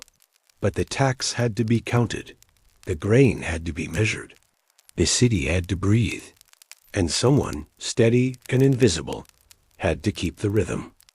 The years had left their trace, not just on the city, but on Amel-Nabu himself. His stride, once measured and upright, now carried a subtle sway, like a man walking with memory more than muscle. The ink on his fingers no longer washed off so easily. His eyes, though still sharp for reading tablets, lingered longer on doorways and rooftops, as if counting the details he might soon forget. He no longer stayed late at the tax office. Not because he couldn't, but because he no longer needed to. The clay would always be there. The records would always wait. Let the younger scribes carry the stacks. Let them rush through memos and struggle with seals. He had already done his share threefold. He still had a desk, a modest corner near the window, where light filtered in softly through a screen of woven reeds. There, each morning, he would sit with a cup of barley drink, reviewing tablets from distant districts. Some days he corrected mistakes. Other days he simply read, absorbing the rhythm of village life, of floods and droughts, births and bankruptcies, of men paying their due and others disappearing into the fields to avoid it. He had become something of a fixture in the office. People passed him with polite nods. Some still asked his opinion. Fewer and fewer understood the jokes he made about the old codes and obsolete forms. But that was all right. He was not there to impress. He was there to witness. And that witnessing, in itself, had become a kind of quiet legacy. At home, things had slowed as well. His house was the same modest structure. It had always been mud brick walls, a single courtyard shaded by an aging date palm, and a low sleeping platform where he would rest when the heat grew too sharp. The boy who once played with seals and scribbled in the dirt was now a man married, with a child of his own. The small house was filled with quieter sounds now, the murmur of lullabies, the coo of pigeons on the roof, the scrape of clay pots, being arranged and rearranged. Sometimes Amel-Nabu would take his grandson into the garden in the evenings. The boy, round-cheeked and curious, would watch the ants climb the stalks of onions, or listen to the humming of bees near the fig tree. "Why do you read clay?" the child asked once. Amel-Nabu smiled. "Because it remembers more than I can." That night, he sat in the courtyard, long after the boy had gone to sleep. He looked up at the sky, a soft wash of stars veiled by the glow of torchlight and the distant fires of the ziggurat. The city had changed since he was young, but it had not forgotten itself. The same gods still reigned, though perhaps with quieter temples. The same merchants argued over weight and worth. The same storms came and passed, leaving puddles in the same alleyways. And the same tax tablets still passed from hand to hand, pressed with seals, stamped with fate. In one of his drawers, Amel-Nabu kept a particular tablet, a small one, carved not with data or decree, but with a simple sentence. It was from his first year in the office. It read, "I received and I understood." He had carved it himself, not as a record, but as a reminder. Now, as he touched its ridged edge with his weathered fingers, he found that the phrase still brought him calm. He had received, he had understood, and perhaps that was enough. Tomorrow, others would rise, others would write. The temple bells would ring. The scribes would chatter over new rates. A new tax cycle would begin, but for now the city exhaled. The streets quieted. The great Euphrates flowed silently past the embankments, as it always had. And in one small corner of the city, a man who had spent his life tracking grain and counting silver let his eyes fall shut, not in exhaustion, but in peace. Because in Babylon, the work never truly ended, but sometimes gently it paused, just long enough for one man to rest.